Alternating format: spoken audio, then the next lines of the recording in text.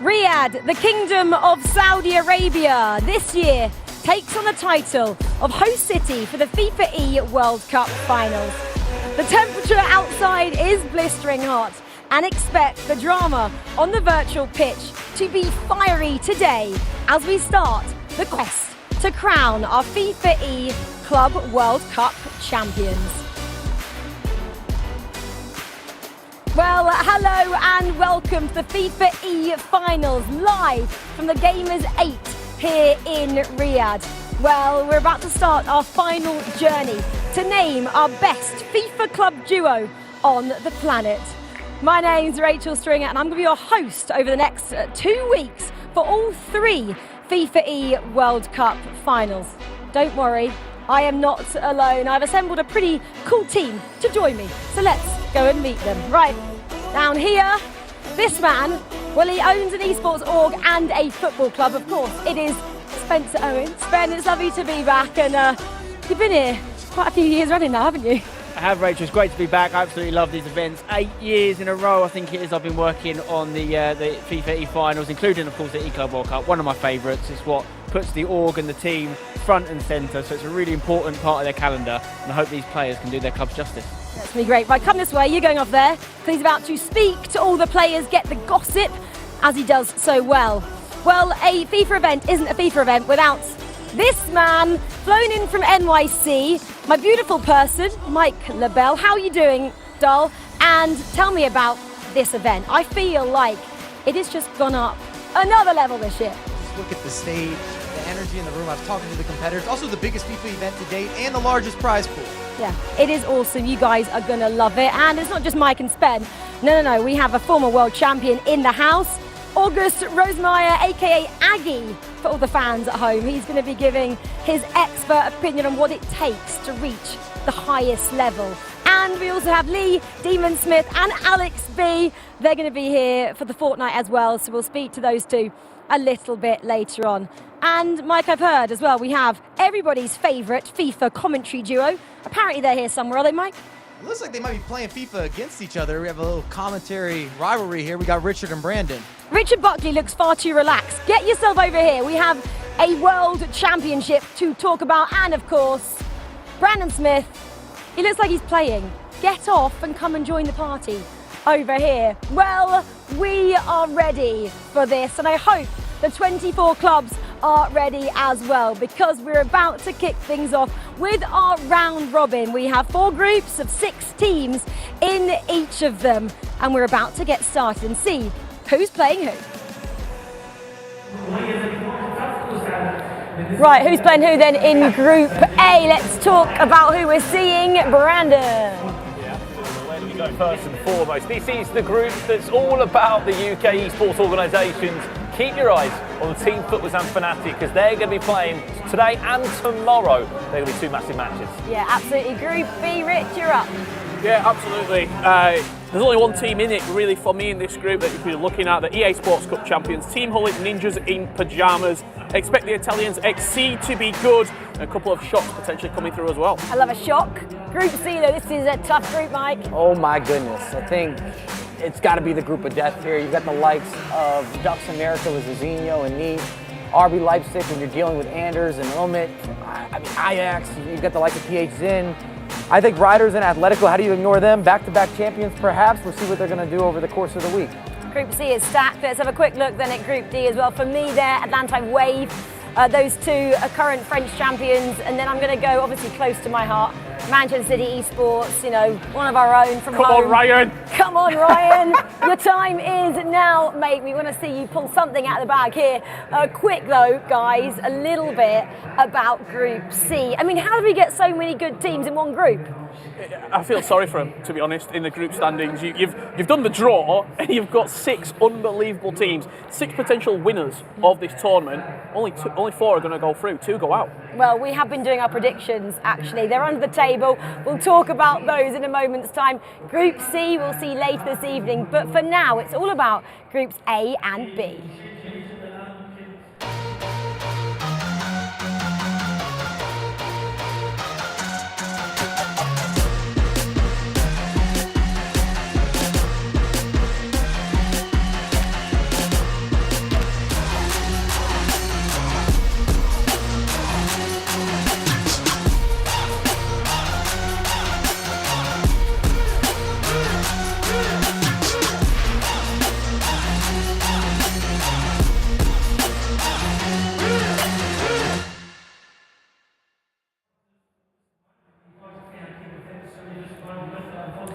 Well, that's a sneak peek look at some of the players, but it is now time to meet our teams from Groups A and B.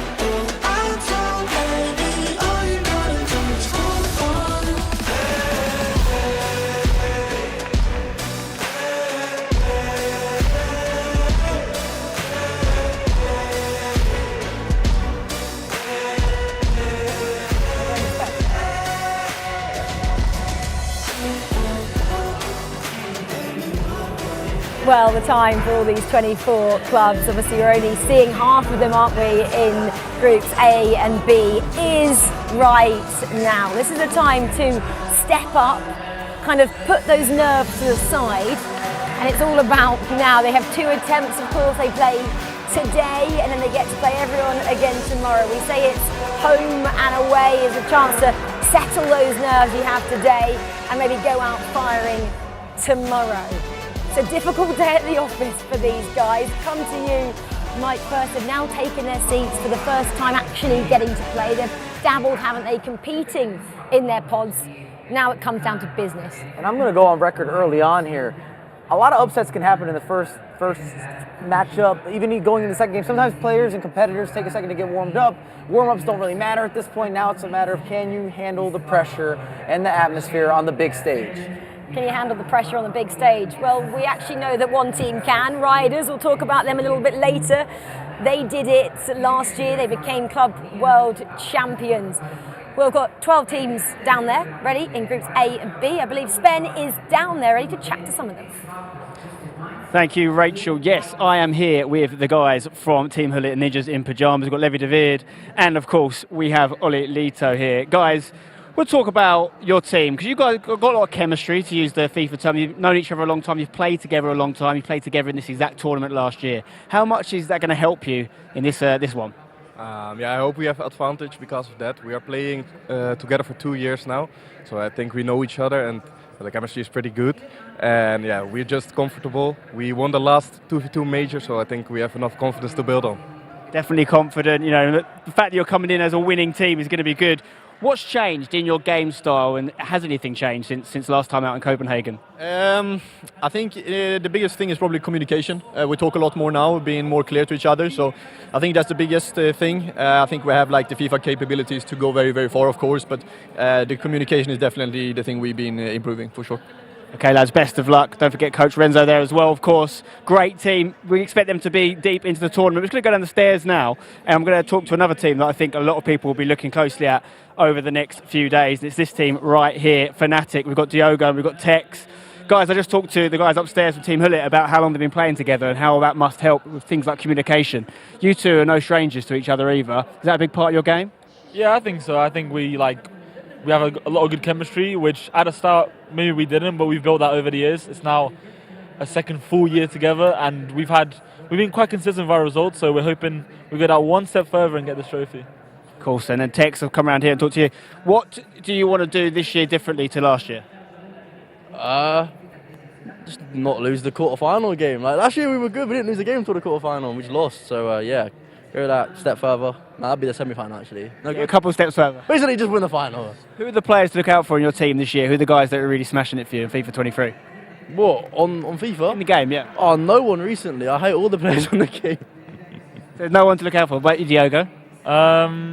You know what? Maybe Hugo Lloris at centre mid. Okay. That's about it. That's what FIFA offers that real traditional football doesn't. We could see a masterclass from Hugo Lloris in centre midfield. But right now, spoken to these two guys, back to you, Rachel.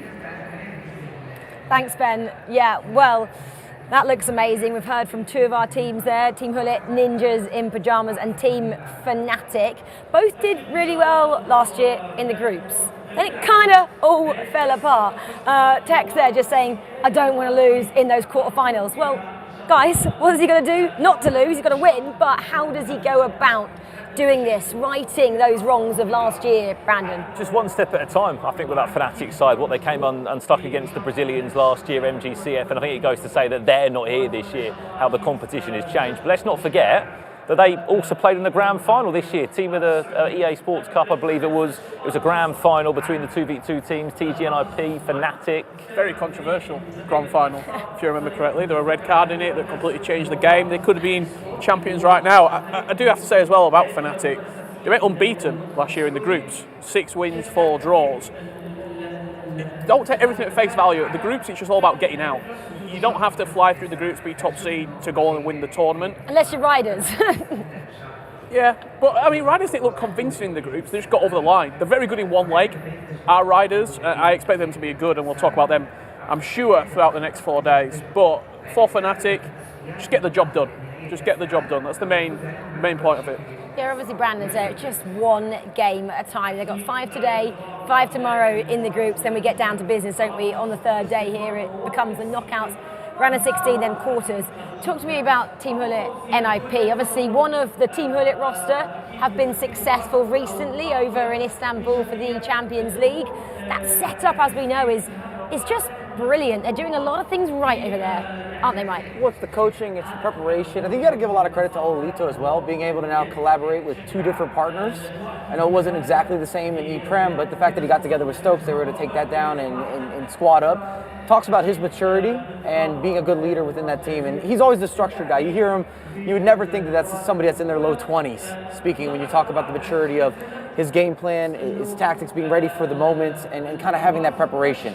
So I expect them to get out of the group. I think a lot of the favorites will, just because there are 4 coming out of of course, the 6 in each of the groups. But then it's a matter of that reset.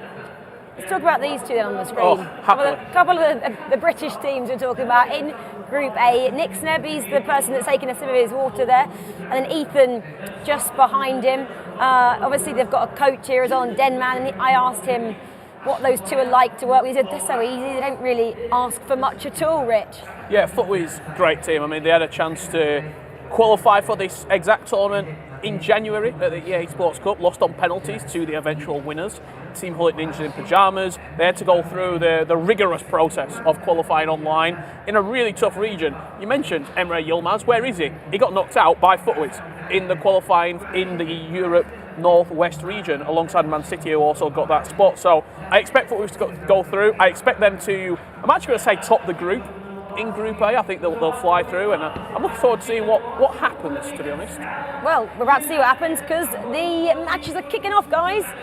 We're going to talk about a lot of what's happening in these round-robin stages. You'll see a lot of goals, a lot of highlights, a lot of action. Okay, well, we're going to concentrate on Fnatic taking on FC Basel. So they're on your screen right now, and I can't wait to see how FIFAe get on taking on Hollywood, this team that we Surprise have package. to talk about from Australia, Brandon. We have to talk about them. Surprise package, and they've got 2 very different players on there that were both at this tournament last year. One played for Dire Wolves. We saw their story that they had both in the Team of the Season Cup. It was last year on FIFA 22, and then not the best running, but still not a bad one here in the Club World Cup last year. Then I think it was Ayn Azar of Order Army. He's now changed teams over to Hollywood, but a fresh team. It's the first time Hollywood have been in an E-Club before, but they're going to be full of confidence, those two, especially with how well Oceania seem to have been doing in the FIFA esports scene. Mark qualifying for that World Cup last week. Great team, it's got to be said. I'm expecting them to go through as well. I think from Group A. Do you know where the name came from? Where Hollywood? I do, Rich. I asked you that earlier. They went to LA one time. They are very keen Pro Clubs players, and that was the name of their club last year. But they've been to Hollywood on holiday. Surely, Rich. They'll be looking to make their own star in the Walk of Fame. Their club is a Pro Clubs team. Correct. Them two together. Now look at them on the big stage in Riyadh. First goal then of the championship. Raptors, that's our local side here, taking on YMCA. And I expect to see a lot of goals similar to that. Something that you're going to see that's different in 2v2 FIFA compared to the 1v1s. A lot of the crossing, the knockdowns, the extra passes. It's a way to penetrate into the box. And with some of the new players that have been introduced, the extra size just gives you some additional versatility. Yeah, well, keep in mind that all 6 games are currently taking place. Group A and Group B, any updates we've got, we'll give them to you as a chance builds up nicely here for FC Basel. Oh, very nicely, there you go. Not looking so good for Fnatic. Remember, it's only their first group game. 5 to play today, 5 to play tomorrow. And it's beautiful work though. The stop, the pop, the resurface, the outside of the boot Elastico splits the defense, gives them a little extra time to have some identifying of if the goalkeeper is going to move and groove, and you're up 1-0 for FC Basel. And that's probably against the run of play. Most of us are thinking Fnatic's going to come out and be ahead early on. And I expect to see that 99 Pele in a lot of teams. Head on over to Team Hullet Ninjas in pyjamas against Napoli in Group B.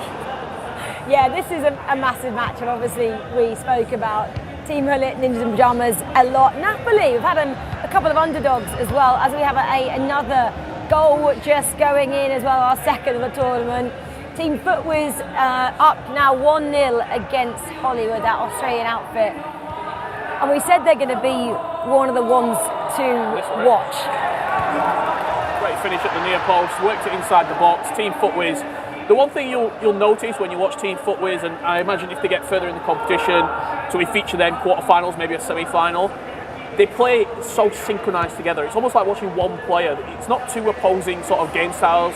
They've meshed really well. I think that goes down to the individual greatness of them both, but also the fact that they've played together for a long time. Well, we've got 2 goals now in the Fnatic taking on FC Basel game, and it's not to Fnatic, it is to that Team Basel. 2 down already, 24 minutes, guys. Not what we wanted or hoped from them. Especially in best of 1 FIFA, Rachel, where look, you could be looking at it as a full-time result now. What a start that is from Gianluca and from Baum. That's not the best to start for Fnatic. There's also been other goals going in across the board. You said about the home team that are here, Raptors twisted. They're 1-0 down against YMCA, the only Finnish team in. We've seen a celebration there. There has been a goal between Napoli and Team Hulk Ninja in Pyjamas. I'll give you a spoiler. Team Hulk Ninja in Pyjamas 1-0 up in this game. Spoiler alert, might be a few of them. Sorry, and this was the goal there. If you want to watch it back. R9. Henri. Great players. Well, we were talking about Fnatic and FC Basel as well. It was 2-0 a short while ago. Fnatic on the comeback though with another goal in that match. Yeah, but before that, it's the Aussies that have made it all square against Team Footwiz. They're saying this up. And mark 11. That time it is R9. But I'll just. Do you know what? I've got 8 screens in front of me. I've got a lot of FIFA that I'm trying to keep my eyes on. There's goals all over the place. Speaking of Footwiz, only just conceded. It looks like they've gone 2-1 up in that game. We'll give you the goal as soon as we can see it. TGNIP against Napoli. It's the game you're currently looking at from Group B. We mentioned there was a goal over here. This again, I just preempted. Yeah. Fnatic got one back. Now only 2-1 down to FC Basel. It's got to be said, I didn't expect this many goals. Most competitors coming out in a 5 at the back. I expect a lot more possession play. Thus far, everyone's kind of been going for it. We've seen some different bounces, some different looks, some different crosses, extra passes, skill moves, all sorts of a different collective almost of goals being scored and conceded. Well, we can just watch this game for a moment on your screens, this Fnatic one. This is live. This is live. Fnatic now just trying to control this game as they get dispossessed again by FC Basel. Tex and Diogo need to work together now, just before half-time, to level it up. Right, well, there's been another goal in another of our games. Let's see where it came from. I'm going to enjoy this one. We're going to see a lot of this man over the weekend. Get him in your team. If you didn't complete the SBC, you are missing out massively. Petr Cech, what are you doing The up man, there? the myth, the legend. Get him up top. One of the best value SBCs of the year as well. Did you Relatively cheap. I've got him. I did it. He has been Did you do it? absolutely Don't know how to do an SBC. problematic up front for me. Come on, Petr Cech is doing the business. Well, all level then in this match. Just seeing if they can get something to take into half-time in this first match-up here. We always expect, I guess, the first couple of matches to be a bit more cagey affairs, Mike. It hasn't been the case. It has not been cagey at all. All the games have had openers, a lot of them with rebuttals. You see another goal there. What a finish. Back post cross. Napoli celebrates. Collaborative celebration as well, synchronized if you will. Diving header, you love to see it unless you're a Ninjas in Pajamas supporter with the team Olet, Levy, Olito. It's still early on. Trying to tuck them into bed in their pyjamas. A lot of the matches then are approaching that half-time point in this leg. So Fnatic are still 1 goal down over FC Basel as we are at 45 minutes there. There's a lot of cheers behind us. We're going to bring you where that's come from. I'm guessing it's going to be the local supporting the local team. I don't want to really cause an upset here, but I'm guessing that's probably where it's coming from, Rich. Yeah, I would imagine so. We can see the goal right here, Brennan. You were watching over it just on half-time. How'd it go in? Yeah, well, we didn't hear too much from the Saudis here that have been following their team in this one, but there is a way back on the stroke of half-time. The last kick of the game, big goal back for Twisted Minds. Well, Fnatic and Basel back underway then in the second half for those guys. Surprised by the slow start, Mike, from Fnatic? Not really. We know these guys. We talk about Tex a lot being a little slower to start in his individual games. We've seen this happen with Tex and Diogo as a partnership, sometimes not scoring early on. And it just makes it a little more interesting. It shakes up the group. I'm not mad about it. I'm here for some drama. I like drama. Audience likes drama as well. Uh-oh, Petr Cech, he's not done. He's not done. Top bins. Petr, you naughty man, what a finish. Can we just sit here and maybe realise that in about 4 days' time we could be crowning an E-Club World Champion with Petr Cech maybe scoring the winner? Could be winning penalty, could be a winner in real time. I wonder if Petr Cech knows that his life has changed in FIFA. Dramatically. Yeah. Goalkeepers really never get the hype or the appreciation, but now that this man is a goal-scoring threat, it's a new reality.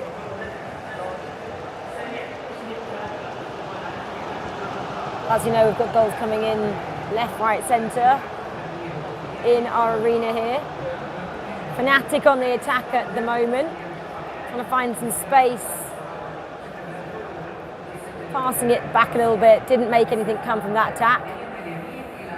But back to Ninjas in Pyjamas Napoli. Oof. There we go, leveller. You were harping on it a little bit, Mike, but for an E-World Cup, the biggest set of tournaments we've ever seen, this is the first one out of the three. The winner's going to get 300,000. I thought it'd be a lot more cagey than this. Like every single game. It's probably, I'll counteract my own points. I'll have a conversation with myself. It's probably because we're playing one leg. And the players know that if you can get points on the board early, get 10 points, 12 points on the board early, from day one, you can come into day two relatively comfortable. I looked back at the tables from last year. It's about 12 points to get you through into the knockouts. You can get that on one day. It was exactly 12 points, wasn't it? That was the last team who got through. Remember, top four in each of these four groups make it through to the round of 16. It's always that thing, though, you know, you want to come out and play well. We talk about being the warm-up match. It's just like, what can I do? You know, this is the end of the season. What am I able to do, and finish like that would be handy. And especially, I think, with 2 days as well here. We saw it a few times last year, back to Richard's point, as it looks as if Raptors Twisted Minds to just equalise from the noise we can get behind us. But back to the point, you can have a fantastic day one. Say if you maximise all the wins and the points, and maybe just have not so good of a day two, get the odd win, get a couple of draws, but just having one good day of performance can be enough to get you that top four. Yeah, if you get those 12 points like Rich mentioned, this was what caused all the noise in the arena behind us. Woo.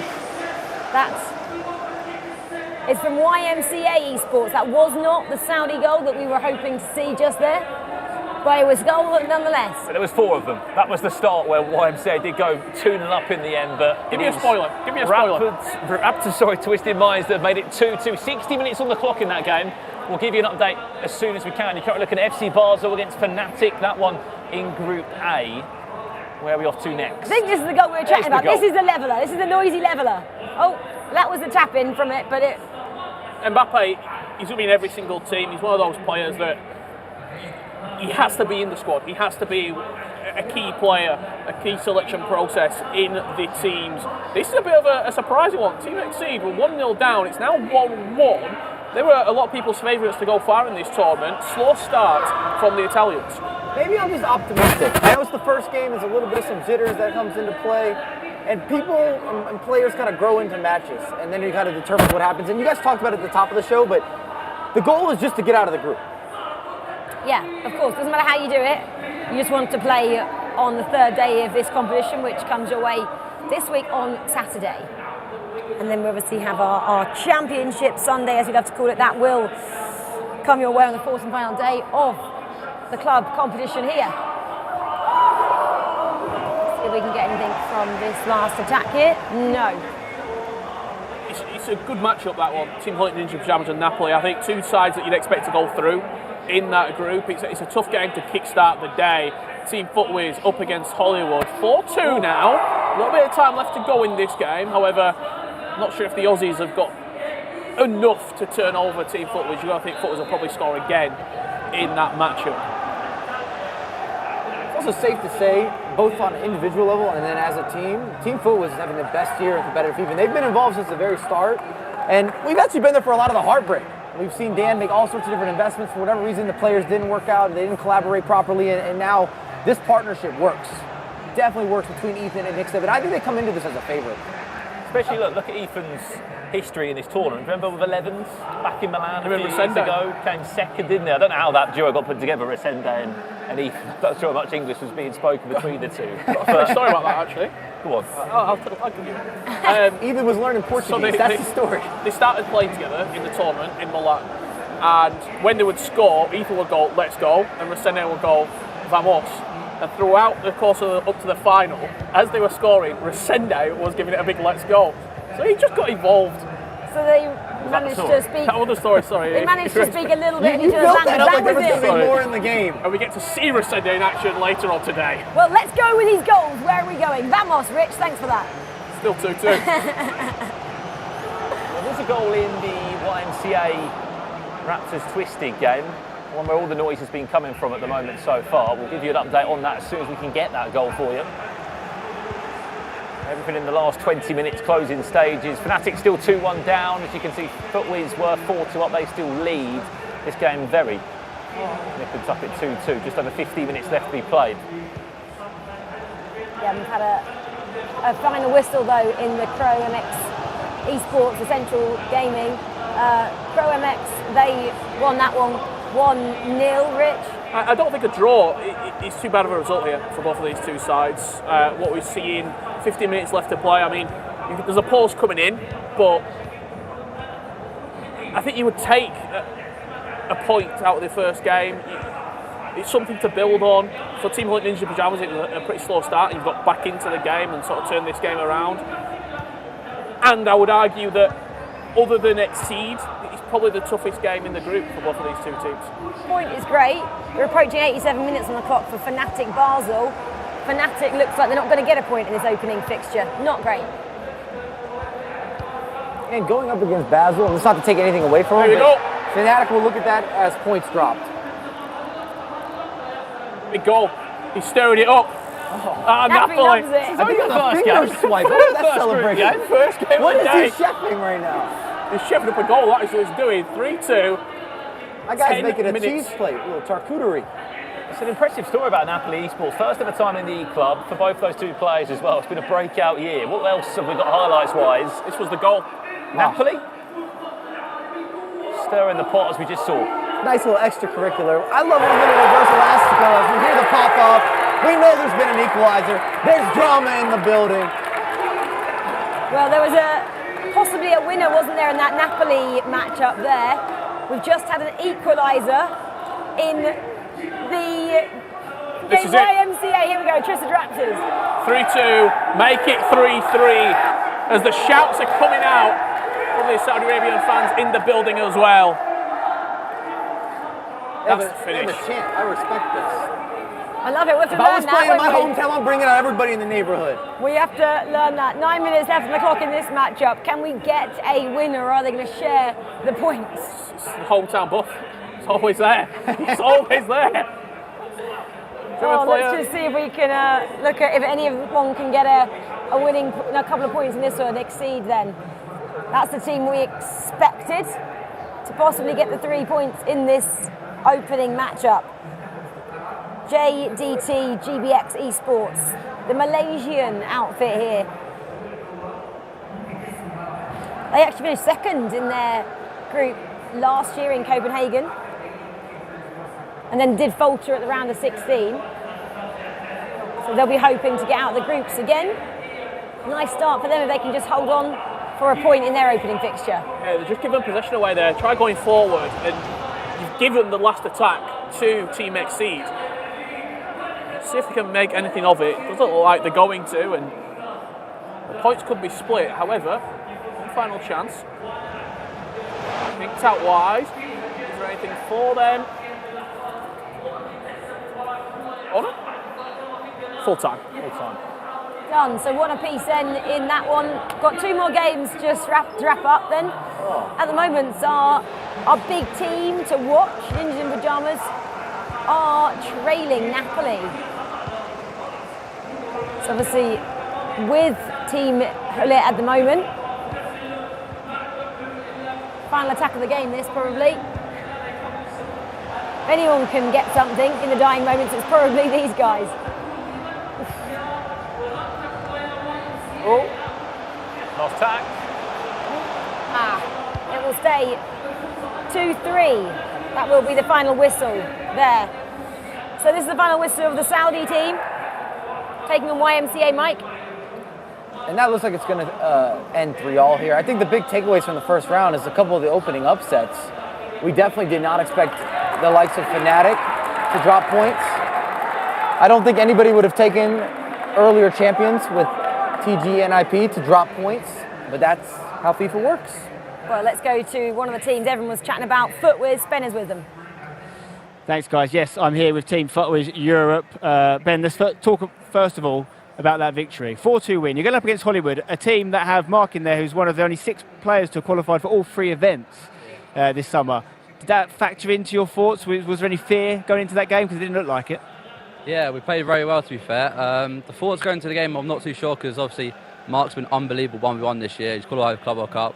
We were a bit guessy of what they were going to be like, but yeah, we attacked very well and we got the job done quite quickly, and then the rest will just keep it out and yeah, we'll take the 3 points and move on. Yeah, very good. 4 goals in that game, of course, 4-2. Ethan, you're fast becoming a stalwart of the scene now. You've been around for a while. Talking about this partnership here, though, you've got in your partner here, Ben. Like, what do you see as your strengths as this 2v2 team? I think we're just like one of the most well-balanced duos. I think he's one of the best attackers going forward in the scene completely. And I think I've got experience now just like settle us down, sometimes like slow it down. So I think the balance is perfect, and yeah, hope we do well today. You're only 1 game in, of course, but you've started off well. What you got your sights on? I mean, hopefully maximum points, but we'll see. We want 15 out of 15. It's a great start for the guys from FUTWIZ Europe. Let's see if they can keep it up. Back to you, Rachel. Yeah, it's a great start, isn't it, for them, and a great team bond it looks like they have as well for the 2 of them. Just talking there, wasn't it, Ethan, about how good Nick Sneb is as well as their attacking partner, and maybe he can be the one that kind of decides who does what tactics-wise. How do you read into that team? How do they approach it? It's nice to have roles, and we've talked about it. I mean, Ethan kind of built that up. Nick Sneb is one of the best mechanical players that we have in the FIFA scene. We talk about going forward, the cancellations, the intricacies, all the details, he's got that. And then Ethan has that structure, that organization, to make sure that everything's evened out. You get that balanced approach. Well, I guess Ethan's the one who has achieved a bit more on an individual level as well. So he has to come in and say, Nick, so I've been there, I've been European champion before, been a semi-finalist in the E-Champions League, I've got these accolades under my belt, you have to listen to me. Yeah, for me, this is a great duo because they know their roles. You almost got like the Gerard Torres. You got Ethan. I'm happy to just keep on giving you it. You can keep on knocking this out the park time after time after time. I'll let you fly in the box. I'll make sure that we're sturdy at the back. He's probably the more vocal of the 2 as well. He's the one, not necessarily calling the shots, but the plays, when to keep the ball, when to sort of tick things over. I really do like these 2 as a duo. It's not just because Denman told me to say that. I was about to say, what does Denman add to that duo as well, Brandon? I think he just adds that level of support in there, very much encouragement. Like their preparations, well, there were Milton Keynes in the UK, like grinding days before, and it's those little boot camps, it's those having that HQ to really practice in. I think, we've seen for a long time with Dan and FUTWIZ, they've been invested into the scene, invested into young English FIFA talent for such a long time, and finally they're reaping the rewards. Denman's helped them a lot in terms of, I'm sure you won't mind me saying this, when they're in practice in the studio, when they're playing in the sort of FUTWIZ HQ, on the whiteboard they'll have all the results, all the 1 game at a time. It's very sort of strategic in his approach, and he's added that in with his background in doing numerous different jobs. Just having that level of almost maturity towards what they're doing, and everything's doing it for a reason. They've got their own place out here. They're here for the entire time. They're sort of separated themselves a little bit as well. I do like what they're doing a lot. And I think you've seen that in the performances. That's that kind of no stone unturned analogy there from Dem Man, just making sure they know their roles and they've.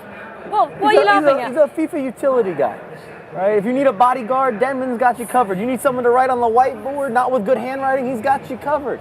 You need to fix the situation, you can send him in. Here, fix the situation. He does the job, he's a mechanic. But that was the take-home narrative of last year. Who won the Club World Cup? Well, it was Movistar Riders there. Why did they win it? Because they were so well drilled. Tuga owns the garage. Like, if Denman's the mechanic, Tuga's in there, he's selling the cars. he is the most methodical FIFA player we've ever seen, really, in this space. And when you look at his performances over the last couple of years, he always makes events, he always gets far. I would probably say this year, it was a little bit disappointed with the La Liga performance. I think we were there at the Metropolitano. Expecting him to go further in that tournament, but he's such a good qualifier, and last year he sort of got his crowning moment with Andoni winning the Club World Cup. Oh, shout out to Tuga. He's the only competitor to go back-to-back. He had last year all 3 events, this year all 3 events. Yeah. You know how difficult that is. If you follow FIFA esports, he's the only guy here, but that just doesn't happen, that level of consistency. So shout out to Tuga. And all he's saying as well, he's here to win it, back-to-back titles with his teammate Andoni, who we never really talk about enough either, Brandon. We always mention Tuga, but he can't do it without Andoni. He can't, and look, for Andoni, he's got rich history in this E-Club as well. I think it's his 3rd time playing, mainly with Movistar Riders. Now they've got the Atletico Madrid partnership in there as well. But you're right, like, it's the perfect player for Tuga. I think, similar to the Footwiz, I think Andoni's more of that attacker, a bit more creative in the final third, and Tuga is just well driven. We're keeping the ball. We're going to see this out at 1-0. And to have that mentality that he does have is incredible, and that's what he's done so well in the time that he's been in this scene. Yeah, exactly. Well, we can talk about those two until the cows come home. We'll obviously speak about them a little bit later on, but Sven is down there with FC Basel. Thank you very much, Rachel. I'm here, yes, in the FC Basel group, who've just had a really big win against Fnatic, who would have been a lot of people's favourites. How important is that win for you? Every win is important, every game is important. We just saw it as another game like this, and we played without any pressure, and that's why I think we can play really good today. How would you describe your style of playing? We play really aggressive in the attack and just full attack. We know we can't defend like the best one, so we just go for the attack. Okay, great stuff. I'm going to speak to your teammate here.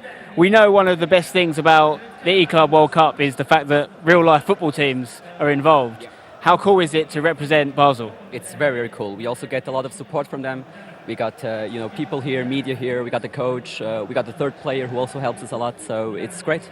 And I'm sure they'll be delighted you've kicked things off with a win, so keep it up, guys. I've got to say that's one of the special things about this tournament for me, is seeing, especially as it's grown over the years, how the clubs and orgs are really getting behind it and supporting their players. So fair play to Basel, and let's see if an actual real-life football club can take home the trophy. Back to you, Rachel.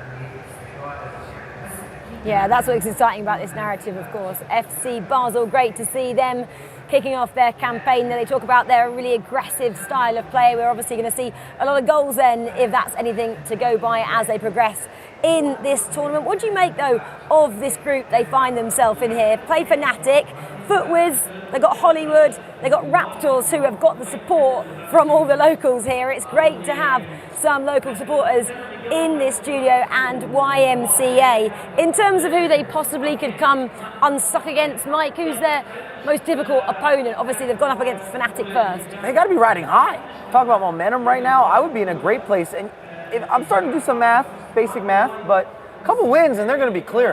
They're going to see themselves going on, and anything can happen again. I keep mentioning it, but it's important. Once we get past the group stage, another reset. Where it's a new day, players play different, opportunities look different, and it's just about being able to convert. Taking a scalp of Fnatic early doors, they're still Fnatic. They might be having their best ever season, but it's still Tex and Diogo. That's a big tick in the box there. You've arguably played your final or your biggest game first, and you've got 3 points. That's huge. I mean, for Basel, what they're now looking up towards is probably, if we can take anything away from Footwiz, we beat YMCA esports, we're looking at probably 7, 8, 9 points. I very rarely do this, but I'm going to agree with Mike, and they could be clear. Well, not many people agree with Mike. If you agree with Mike, though, you can use the hashtag FIFAe or Fame Your Game or FECWC. They're all on Twitter, and also you can get in touch on Instagram as well. FECWC, Fame Your Game. We've got one down here. Sorry, I'm going to look over for this. Down but not out, GG's Napoli esports. So Napoli got some support online. I'm sure you can just tweet us, Instagram us. You don't Instagram us, you can go on the Twitch chat as well. Drop us your thoughts. When we get something iPads working, we will be talking to you guys at home a lot. But yeah, shout out to Mike. Anyone at home agree with anything Mike said yet? Why am I getting all this shade? I just brought a very valuable That's why we fly you in, Mike, from NYC, to throw all the shade. Also, Napoli performing in real life too. Double dipping right now. A little esports action to mix into the equation. There we go. Looks like we're about to get started behind us. The games for round 2 are kicking off. So let's get back into them.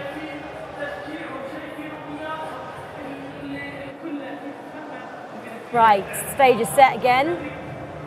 Where are we going to head first? Here it is, the home team, Raptors taking on Fnatic. Yeah, I'm about to say I'd love to start here. Fnatic up against Raptors. Fnatic losing that first game. It's a bit of a bounce back now. If they're not picking up points in this matchup, you're 0-2. You've got a game against FUTWIZ potentially around the corner. It's starting to get a little bit scary all of a sudden. You gotta be careful what you say, speaking of scary, because we got all the Raptors fan base over here right next to us. You guys can't see what's happening over here, but they're dialed. We all know Classic Esports, they get a +5 boost in the whole town. So I think Raptors as well, just having that sense of people supporting you here. They'll be the only team I would imagine that have got necessarily people here as an entourage supporting them. First goal then in round 2. Speak about scary, Petr Cech is looking very, very scary. 7 minutes in, scored a header from across. It's not fair because he gets the extra cushion. He does. Yeah. YMCA lead FUTWIZ there by a goal to nil, looking to bounce back after that 3-3 draw after being 2-0 up against Raptors' Twisted Minds. I'm already ready for the next Halloween. I'm about to dress up as Petr Cech. That's where my mind's at. He's terrifying, frightening. The guy's 6'6", made like a brick. He's running through everyone. Is he the Wild Weghorst of this year? He's better. He's better than Weghorst.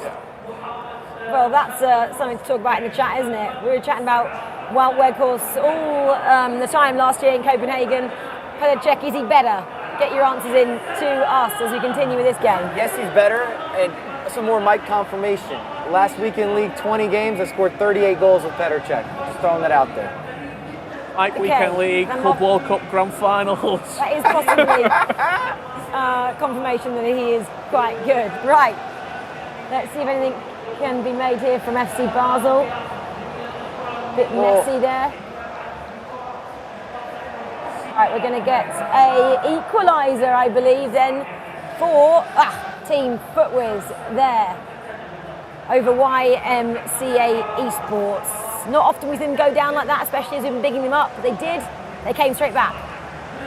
I'm telling you, my eyes can't leave the Raptors Fnatic game because I just feel like Raptors kind of playing with house money as well.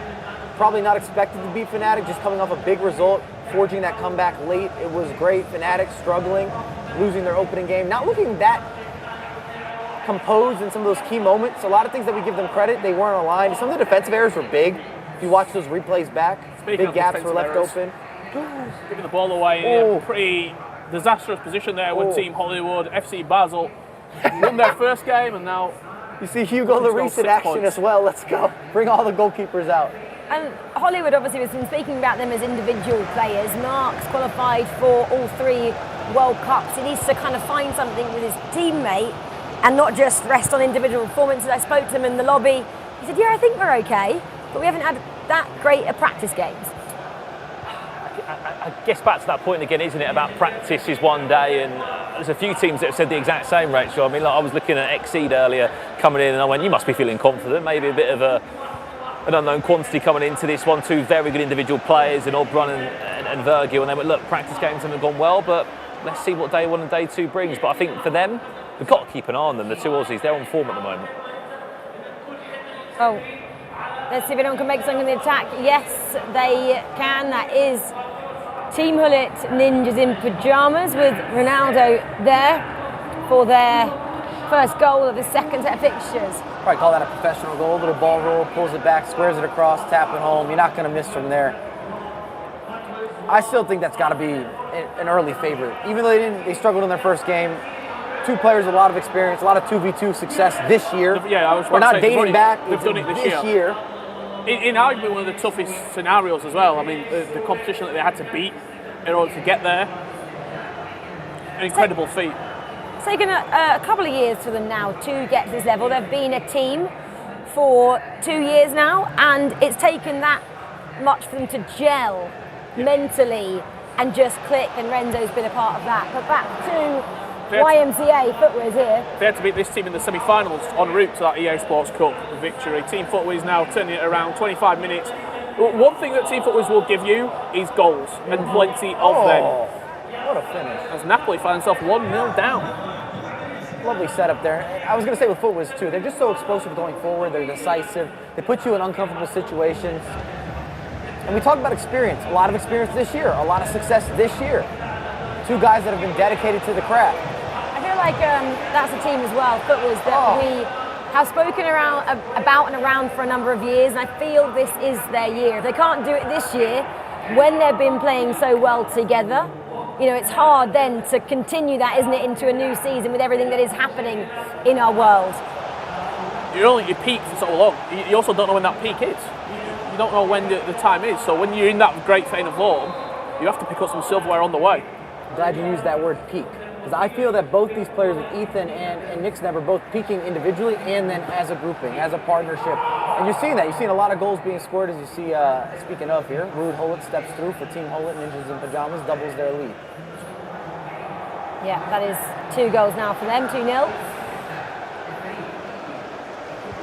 As we're on the attack, or Fnatic couldn't make anything from that. Saved. I wouldn't start getting worried if I was a Fnatic fan. You've got a new day tomorrow as well to play, but it doesn't seem to be clicking at the minute. My concern with Fnatic, big mistake here out of the back. Wow. You hate to see it, but Essentials loves to see it. They're co-signing it, handshakes all around. But I was going to say, the big issue for Fnatic here is they're also dropping points versus teams maybe they should get a result, or at least draw, or something along those lines. So you're starting to run out of games, and you're going up against the best of the best. Right now, Footwear doesn't look touchable. They look like they're on another level. I know their game's close, but it just seems like they're going at a little bit different pace, different tempo. Rightly or wrongly, as a team, you definitely do that. You look at your group 100%. And you go, 3 points, 3 points, 3 points. Yeah, getting a point there, and I'm sure Fnatic will have thought they'd have got a couple of points on the board already. Footwear's already added to it. They're going to extend their lead here. You're going to probably see an instant replay. It's beautiful, gorgeous goal, gorgeous finish. Again, that deals with confidence, being clinical in these big moments.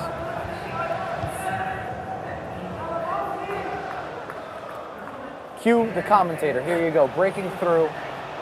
Pele, near post, a lot of power. Green time finish. Goalkeeper can't do anything with it. 45th minute. Doubles the lead.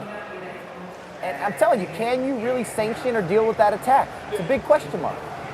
We need to turn our attention to this game that we're featuring here, Essentials and Team Exceed, because it's a bit of a shock result at the moment coming through. I say that as Exceed look to build into an attack. Essentials, you're looking at Happy and Albert for this roster. How they qualified, they were the runners-up in the Central America and Caribbean region. But we saw Happy at the playoffs only a couple of weeks ago. They've had good individual seasons, I think 2nd and 8th in the rankings. He weren't far away from World Cup as well, Happy. He wasn't, no. He was about 1 win away from the World Cup there, so keep an eye on those guys. Speaking of Team Gullit Ninjas in Pajamas, it looks like that first defeat has just woken them up. 3-0 they lead in that game. They're in their groove. Big 3 points on the board. Yeah, sometimes a shock is what you need there. Back with Essentials. Mike, how much do you know about this North American team? As you have a goal conceded there in the main game. I was going to say, I've commentated over a lot of the games, especially during kind of the pandemic period. Some of these guys with Divine and stuff came onto the scene, and they've been pushing forward there. And it's just a matter of how well you work together between these partnerships. It's really tricky with 2v2s, and I talked to Tuga this morning, sort of. I had breakfast with Spencer, but Tuga was next to us, so we opened up a discussion. And Tuga was saying this year, compared to last year, he feels like there's going to be a lot more upsets. Well, this is an upset, right? Massive, yeah. Against Oberon and Team Exceed here. We did predictions before we started this. We predicted who might win. 2 of us I'm not going to mention names. 2 of us out of the 8 on the talent said XC were going to win the entire tournament. They're 2-0 down to Essentials Gaming. You talked earlier, Rachel, about getting points. When you look at the table, they'd have said this is a 3 points they have to have in the bag. Well, we'll tell you about them after this matchup, because then at home we'll like to hear who you think is going to top each group and who's going to win the entire thing. Oh! What has happened there? That is a massive error with the goalkeeper movement. Pulls him out for the cross, catches him sleeping, puts your foot through it. Klosterman, you did not expect to see that. Remember, we have so many players that have had shifts and upgrades. Well, you're joining this one at the right time. The home team with the home support lead Fnatic by a goal to 0. We'll see the goal on the replay as soon as we can for you, but Abu Makar and Abu Fawzi got to keep an eye on them throughout this tournament. Abu Makar, one of those players that has made all 3 of the events. And I'm telling you, that guy's been going under the radar this year. We didn't talk about him a lot. We were very impressed during playoffs. Remember, he was that final game, that final matchup. He was going up against Ali Bali as well. We're saying Ali Bali's surely going to see this out. They battled through. Did not happen. He put on a first leg of perfection. The second leg didn't even matter when it's all said and done. Well, everyone were asking, where's MS Dasari and Team Falcons? It's because they knocked them out. They won the Middle East playoff. And you could back that up as well, Richard. Look, Abu Makar this year won the Saudi League. That's normally Dasari's trophy. Came through in the playoffs, and we have to say, yeah, not many people were talking about him, but a win against Ali Bali was enough to send him into an E-World Cup, and he deserves his place in this national team now of Saudi. We'll see him, won't we, in a couple of days' time when he comes and plays here, but not at the moment in this club competition that we find ourselves in. And I just looked at the body language as well, Diogo, dejected already. You know, just sitting there looking. The thing about that team that worries me, Rachel, is when it goes wrong, They can't find a way back, can they? I don't know who's the person that's picking them up. Wes? I think he's on camera duty. Well, he's on something duty, but maybe not the right duty. Wes, get out there and give him a pep talk, mate. Don't know where you are.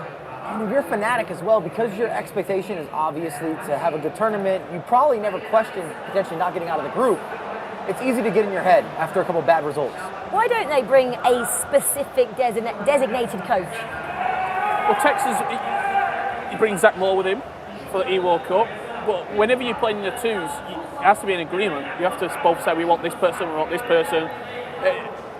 Because there has been times, to Richard's point, where one player just doesn't get on with that coach. Yeah, they've never really had a coach. I know, they've never won linked together, so maybe you have to look at addressing why. And I guess they were runners-up in the EA Sports Cup without a coach there. Maybe they thought that's the way we want to play. Speaking of goals, TGNOP went 4-0 up. We've got some more highlights for you coming through on the screen. That is that goal that we just mentioned. You'll see it live now. Levy David and Oilito back in the driving seat. Speak of coaches, they've got one of the best in the business, Mike, in Renzo, sat behind them. We got to give a lot of credit to Renzo as well. We do. To be fair, we do in a lot of the broadcasts. But the amount of talent that comes through Team Holit, it's beyond impressive. And even other players, and I think we're all aware of that, maybe at home you're not, there's other players that join that training camp. They just want to get in there and boot camp for the tournaments. Yeah, they do. And we had actually Renzo as well coaching some of the women esports players we had down at the home of FIFA a couple of weeks ago. So I got to have a good catch up with him then, as we jump over then to the local side against Fnatic. Maybe Wes heard us. Oh. got the boys going. 17 minutes away from a full time there. Big goal for Fnatic. Left it late, didn't they? Nearly 80 minutes on the clock. Premium quality there as well, just with the defense. We're seeing a lot of the Elastico and the reverse Elastico. I actually think they might have an uptick in the 2v2s just because it disrupts some of the player switching. Well, we were speaking about they were 2-0 down a little bit earlier. Now they have one back.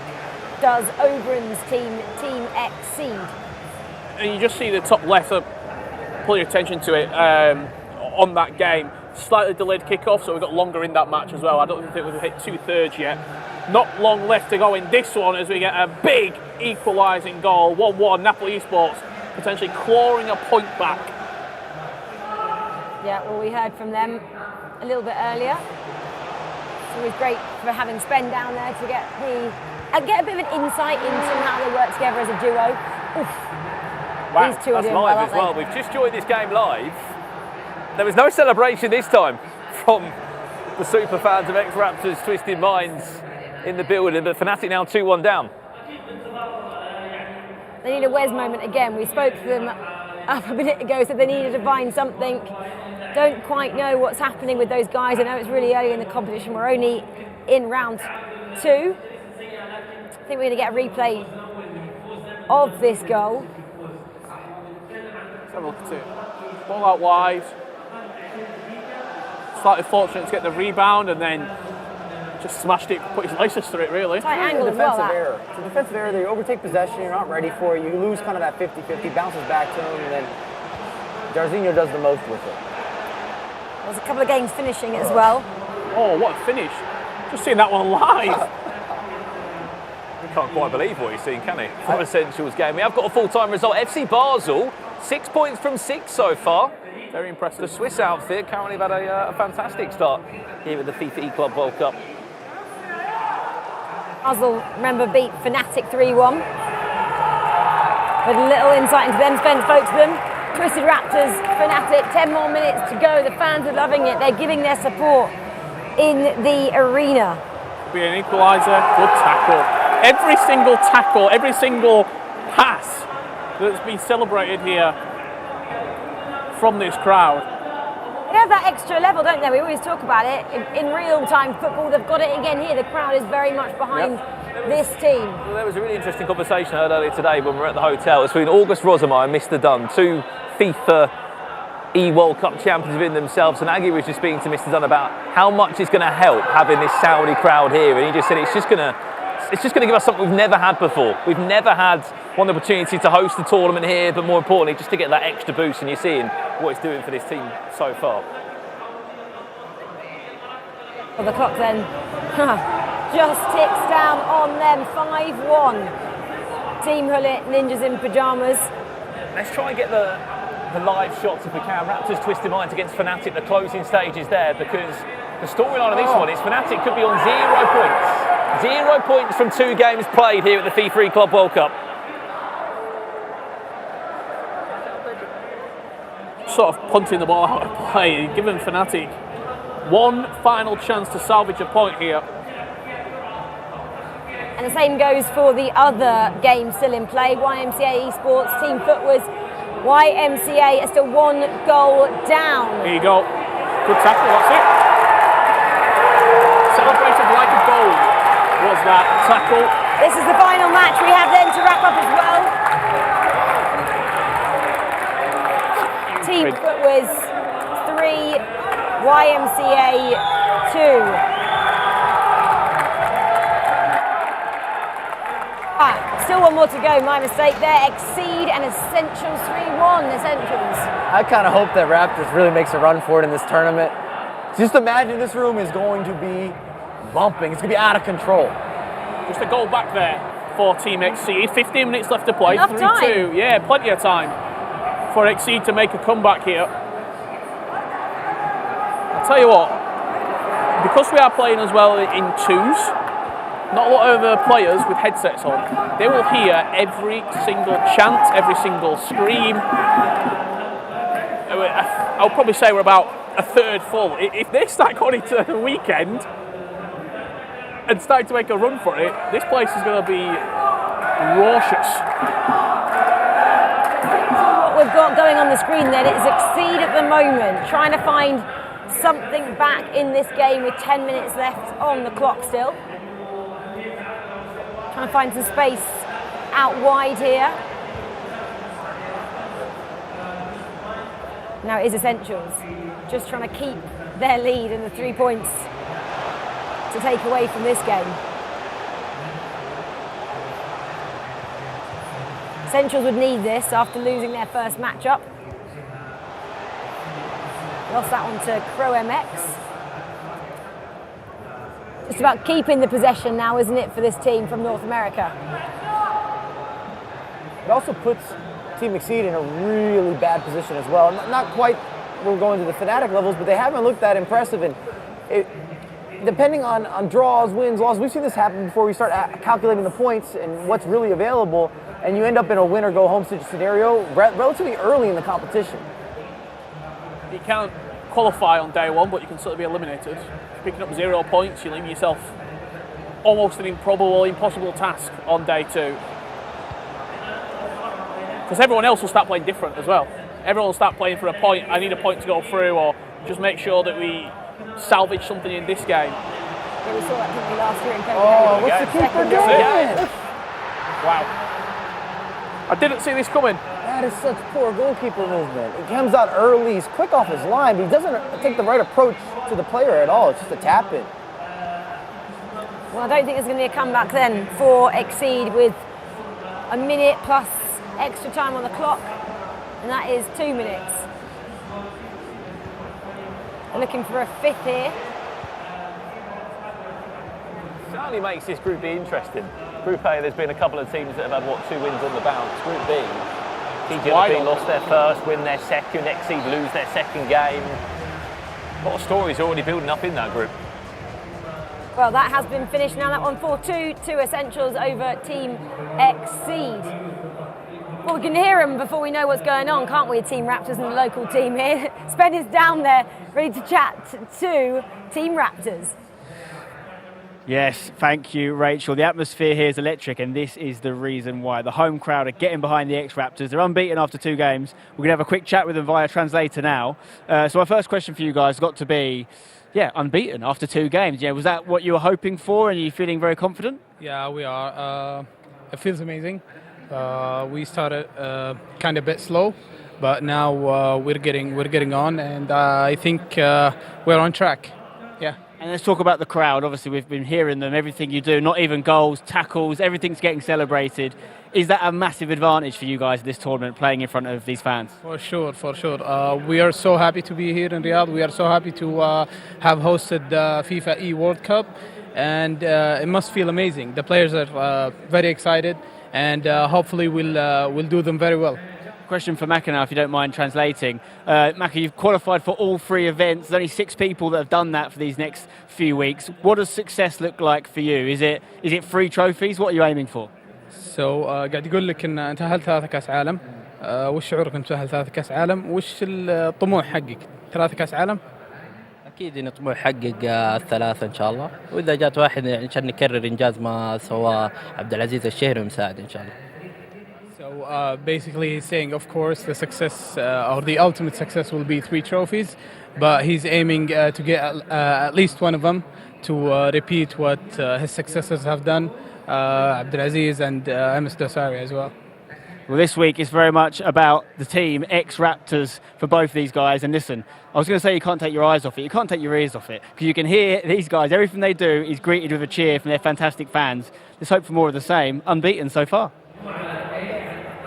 It's loud in here, let me tell you that. If you guys are watching at home, you may be able to hear them just when we're chatting, but we don't see every single goal, but we can hear when they score, that's for sure. Well, they shifted. I'm trying to think what happened. They were there. They were over here, and then Brandon kept looking at them. Now they moved over here, now they're in my ear. I'm hearing everything. I'm having a look where are actually ex-Raptors sitting. They wanted to be closer to them, is that why they moved over there? I know we need to get a camera over there. I need those reactions coming live on stream. Anyone here offering to go in with the fans? Yeah, why not? I thought he would. Right, we'll send him there a bit later. Let's just talk about what we've seen so far then. Fnatic, for me, is the story, and it's Fnatic and Hollywood. 2 teams I think we would have both said have a good chance of progressing through. At the moment, not got any points, guys. I think for me, when I look at this Group A, you had teams that you expected. I think Footwiz and Fnatic were the 2 that I thought they'll start really well. But those unknown quantities. YMCA Sports, the Finnish team, basically the Finland national team, for a lot of people at home, if you are wondering. Finland qualified for the E-Nations Cup, so they'll be there as well. Serious players, play a really difficult way of playing FIFA, a lot of long balls, a lot of players at the back stick, getting involved. Said it before, I said it as a bit of a joke, but I don't think it is. The home crowd buff, the home crowd advantage is playing a factor in these games as well. And I think Hollywood sort of could be eliminated, but the talent is there. But they've had bad experiences in this tournament when you look back from last year as well with Direwolves and Mark. Yeah, exactly. And then probably a surprise package from Group A. Basel, would we expect them to take 2 wins from 2, Brandon, in their first 2 fixtures? Not really in their debut E-Club World Cup final as well. You know, this is 2 young Swiss players that have come through, haven't really seen much of them outside of this tournament, quite low ranked in terms of the European rankings this year in the FGS. So, surprise, yes, but this is FIFA esports right now. There's young players coming through that just want it a little bit more. They're up for putting in the extra 5 hours of graft here and there. Well, they're undefeated as a FUTWIZ, 6 points, the top of the standing. Not a shocker. Not a shocker. They just look so deliberate going forward. It's kind of challenging you. Can you beat our attack? Can you deal with what we got to offer? And again, a lot of experience between those 2 guys at LAN events. We talk about some of these competitors, some of the surprises because we just haven't seen them in action. It's not because they don't have the ability, we're just basing off online results. And sometimes when you get in person, things are a little different. The hands are a little bit sweaty. You're not ready for everything that's going to be here. You can hear us. You can hear them. You can hear them. It's a lot of noise in the room. I think the final thing on FC Basel as well, we've talked about coaches during that game. Great coach behind them in Coach Thomas. He's been to the top of the mountain before with a number of different players. Montana. With M10, he featured a lot as well. And that was a Sende who stood. Yeah, they'll know exactly what they had to do to get points in this group. So I'm surprised because whenever we've talked about Basel in the past, it's been Nicholas or Cody the Finisher or the Stranger, like huge names and huge personalities. But I'm not surprised to see that they're flying in this group. We mentioned, didn't we, 6 points each for FUTWIZ and Basel. Then the local side, the ex-Raptors, Twisted Minds. I love that name. 4 points there. YMCA 1, Fnatic and Hollywood is the story if you're just joining us. No points from 2 matches. Fnatic now take on YMCA. Possibly a better fixture for this 3rd round matchup. Hollywood, though, get the local side. Must-win game. Yeah, I was going to say group defining, actually, for both of them. Something has to happen in there. And it gets to that point, and we talked about it last year a lot when we were dealing with the FIFAe World Cup, actually, in the group stage and going through that, where it was better to almost play for a win or a loss and really push for it, and you don't end up with too many draws. We saw competitors sometimes have too many draws, they didn't get the points, and they weren't able to get themselves out of groups. Tex got eliminated because he had too many draws. He'd lost the same amount of games as Umut, who went on to win the tournament, but just drew too many. I'm just saying. Just an approach. Let's have a look then at Group B. We've chatted about Group A quite a lot. We do have 2 groups running at the same time here. Napoli then. There's no one really jumping out. Yeah, this one's wide open because the results, we've already had some different exchanges with draws, we've had some different exchanges with wins and losses. You might be surprised to see it exceed in 6th place, but anything can still happen here. It has a lot of room to be shaken up. Yeah, Essentials then just got their first win a little bit earlier on. Essentials next have Team Hullet Ninjas and Pajamas, massive match up there. Team Hullet Ninjas and Pajamas though, that's the story for me, and Exceed. You'd expected both of them to have 6 points. I would have expected Exceed, yeah, to be doing really well, honestly. Well, let's pause our thoughts then on Group B. Let's get back into the action. All the matches are kicking off in round 3. I love that shot there. Just looking down on them. Under pressure, they're looking there. They're not, though. It's Nick, Sneb and Ethan. They are in the best form possible heading into this 3rd round of fixtures. So FUTWIZ now, they're taking on Basel. That's exciting. They're the top 2 teams going head-to-head in this 3rd round. Someone's got serious potential to pull away as well. 9 points out of your first 3 games. You're starting to sort of set a precedent in that group that you're the top marker, that people are going to be catching you. We've already got a goal in the Fnatic game. I'm sure we'll get a little highlight. I'm not going to spoil for you if it's YMCA or if it's Fnatic that went ahead, but there's been action. There's been an early conversion. Oh, we can see the focus then, can't we, as well on these players' faces, but we are going to go over to Hollywood and the ex-Raptors. And if you're a fan of Hollywood, they have to get a result here. There's just no other way around it. And I don't think you want to go up against Raptors, excuse me. And this is the goal I was talking about, Fnatic, working the ball around, looking for any sort of spacing, extra pass, resurface, middle of the pitch, turn and convert from Mbappe, top corner, best corner, 1-0, and really the lifeline they need. Well, Ninjas in Pajamas, then, we expected them to have taken 2 wins from 2. They didn't. They're sitting on 4 points coming into this up against Essentials in 3rd in this group at the moment. Ninjas in Pajamas then. Oof. Couldn't quite convert that one, Rich. I think for Oilito and Levy, I didn't expect them to win the group. I expected them to go through And I think once they get into the knockouts, they sort of tick over and go into a different level of playing. It's quite similar to what we saw at the EA Sports Cup, really. They weren't fabulous in the groups, but when they got into the knockouts, that's when they started just grinding out results. Who did you expect to win the group then? Because remember, they did win their group last year. Team Hullet Ninjas in Pyjamas. Yeah, obviously you've got Napoli topping at the moment, Essentials, Pro MX, GTX or Exceed. I had Exceed. And to me, there's two shocks so far. It's Fnatic and Exceed. Two teams that you probably expect to see on the finals day. Both pointless. And the reason that we're bringing up Exceed, if you're at home and you're wondering the expectation maybe there, is because we always talk about Oberyn. And Oberyn's been such a leader in the Italian community. The Italians spent so much time playing together and kind of working together, even 1v1 and 2v2, that you expect it to translate. Two players had a great 1v1 season as well. Yep. Virgil just about scraped through to get into the playoffs. Didn't make it into the World Cup in the end, but his teammates certainly did. Here's a chance now for TGNOP to go 1-0 up to the goods, and they will. It is Olenito and Levy. But I think to what Rich was saying, no one cares about how you did in the group. Just get top four, get through. The only thing you might really want to look into is who can we be playing. Yeah. Which is the only group we're going to be worrying about is what, C? Yeah. A and C. A and C. A plays C, don't they? For Fnatic, in the other groups. If it doesn't go well today and they scrape a fourth place, who they could be going up against in Group C? I don't think it matters in Group C. The top four in that one is a no-go for everybody else. Well, I'm just going to introduce Alex B. He's just joined the sofa and he can now give his thoughts on what we're seeing. Alex, thanks for coming over. We were just saying massive shock so far, Fnatic and Exceed. Yeah, Exceed are a team that myself I had as top in the group and was thinking they're going to go out the way and look comfortable. But like we said, it's early doors and ultimately it does come down to just making sure you get through into that knockout. Top four is all that you need. So for Exceed, Fnatic, those players have experience, they know what they need to do. I imagine over the next couple of games they'll start to pick up. You're expecting them to bounce back with ease? Not with ease, because you know these sort of players, they haven't been there that much. Fnatic at the minute with no win, they're going to be looking at each other and going, have you been here before? Have you done this before? And Diogo and Tex are going to go, no, not all that often. So it is conversations to have between one another. What they'll probably be grateful for is get this third game out of the way, looking good so far, 1-0 to the good, and then have that little break, 10 minutes, let's have a chat, let's recoup, and let's come back for that last two games. And they probably had the best case scenario to score off the kickoff. When you're struggling and you're not getting the goals and you're going down in the other games where you're always having to try to formulate some sort of comeback, getting that early goal, you're saying, okay, it's going to shift. This is going to be that dramatic turn. Yeah, definitely. And as well for Diogo, you can go, you've got Texas, one of the best FIFA players in the world. We know that if you give him the time inside that box, he'll make something happen. Alex, I'm struggling to hear you. That's because we have a goal. We're going to show you it, surely. We know where it's come from. We can't hear each other.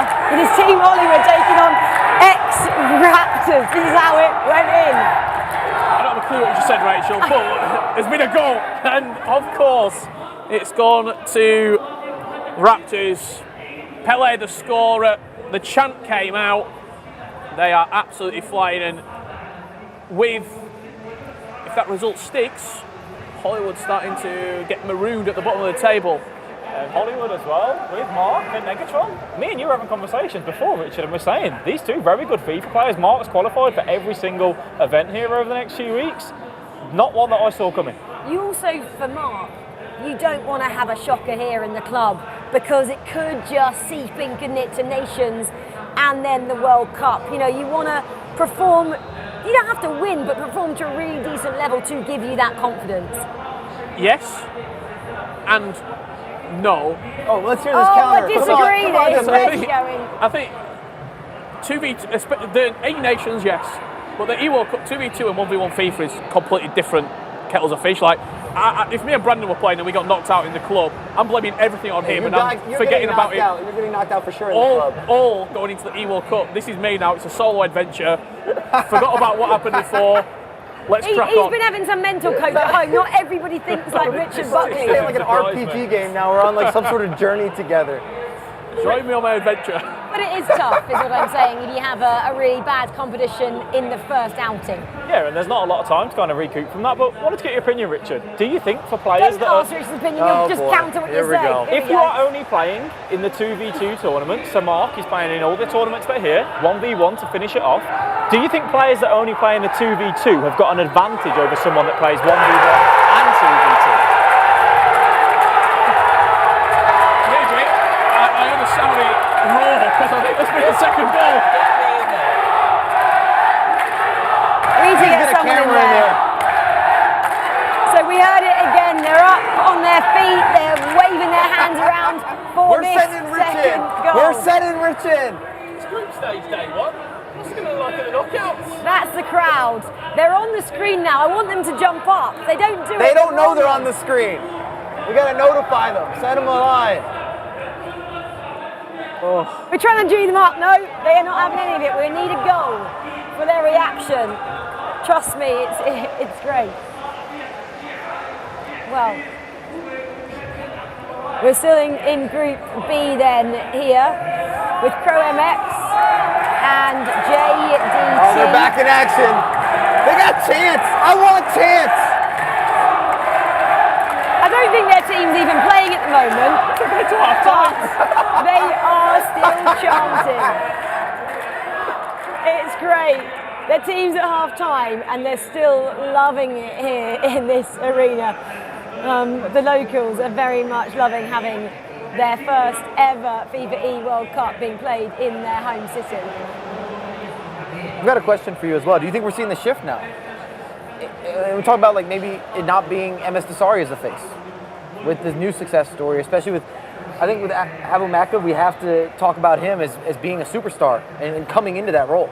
Yeah, definitely. We know that Desari over the last few years has been the leading man from Saudi Arabia, but for everything that comes through, there's always someone that has to kind of go out the way and make way for that young blood, which right now we are seeing, and the fans are absolutely loving it. I'm sure Desari's going to be somewhere as well, celebrating what has been a fantastic tournament on the first few games for them. And I think you have to start arguing too that Saudi might be one of the best nations of all time. If you have a third champion, because we got Mr. Dunn who's down there commentating, he's already got MS Desari. If Abu Maka is able to do that and maybe pick up multiple trophies, you heard the interview. There's never been a nation that's won more than 2. So Saudi do it. I love a stat to support what I have to say. Ain't that right, Rach? Saudi do it, then bang. There we go. Mike was on something there. Let's see if that can unfold after 4 days. Right, well, Fnatic then, they'd lost that early lead they had, didn't they, there? So one apiece in that one. But with Basel, this is interesting that no one's been able to break the deadlock at the moment as that one goes in 1-0 for FUTWIZ. So that would sit them on the top nicely as he goes that little break with 9 points. Yeah, and I'm sure FUTWIZ are getting people on the flights over, come on in, if they make it to the later stages. Maybe you can put that tweet out to encourage him, Rich. I saw Dan here. I'm sure he'll be here. He can make some noise. One fan. He can make some noise. Don't know where we're going with that. Anyway, let's go back to this then on your screens here, back in Group B at the moment. And this is 4th and 5th in the standings. So it's JDT who currently are in 5th in that elimination position. The first game of the day, we had a boatload of goals.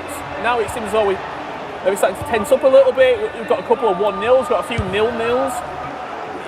Do you think, what do you put that down to, Mike? You didn't hear a word I just said, did you? I guess the fact that everyone just wanted to start really well. Let's get some goals, let's get ourselves in a good position in the table. That's what it's coming down to. Now they're settled. Well, I'm going to be more loose to my opener. As the games get tighter, I now know where I'm standing, if I'm in form, out of form. It gets into that nitty-gritty. It's a cagey affair. You're battling against those wits. You're dealing with those moments. Why are you smiling so big over there? I don't listen to most stuff you say, Mikey, but it's fine. How many points does the team need to secure I was saying 9 was looking really good. 12 was last year. 9. 12, 13. 9 to get 4th? You don't think somebody's going to get in with 9? Last year, 12 was the cutoff. I think someone's going to get in with 9. I'll take that bet. Shake my hand. No, thank you. All right. Anyway, we're just going on last results. Some team's going to get in with 9, 10 points. I don't think it's a guarantee, but somebody will get in with it. It's not a guarantee, but someone will get in with it. Okay, I'm guaranteed that someone will get in with it, but it's not a sure thing depending on your group. We're sticking on this one. The Hollywood ex-Raptors not being able to get a third goal and make some more noise at the moment. Pretty comfortable victory, really. I mean, the other 2 games are quite tightly contested for Raptors. They've made Hollywood look pretty easy, to be honest. Brought bottom of the table right now for Hollywood. There's been a goal over in this game. It went the way of the Mexican esports organisation. Hullet stepping over into the box with a little acceleration exit there. He leads his team by a goal to 0. Well, Hollywood need something, don't they? 20 minutes left. Just looked over at them. You can't really see that many reactions as their pods and screens are so high. I'd like to be able to get in that camp, wouldn't you, after 3 matches here, and just say, what are you changing in these final 2 fixtures of your day? Maybe we can get Spencer over there and just see how they are feeling and what's gone wrong. Hollywood needs something, and Negatron was here last year, finished bottom of the group, went out. He's going to be thinking back to that and going, surely I'm not going to do it again. Surely we're going to have a bit more of a chance to pull something out of the back. The reason to that as well, they both played in the tournament last year, Alex, for different teams. You'd think that bit of experience, and that was a different game, it's a different year, but surely they would have just been able to sort of gone a step further from that, but it hasn't been the case. Well, Mark had the experience of getting through, didn't go further than the round of 16, but still knew what it was like. He just scraped in. I believe they were fourth going through last year, but knew that it was touch and go, so didn't want to be in that position. You know, get these early wins or get these early points and just make it an easier day on day 2.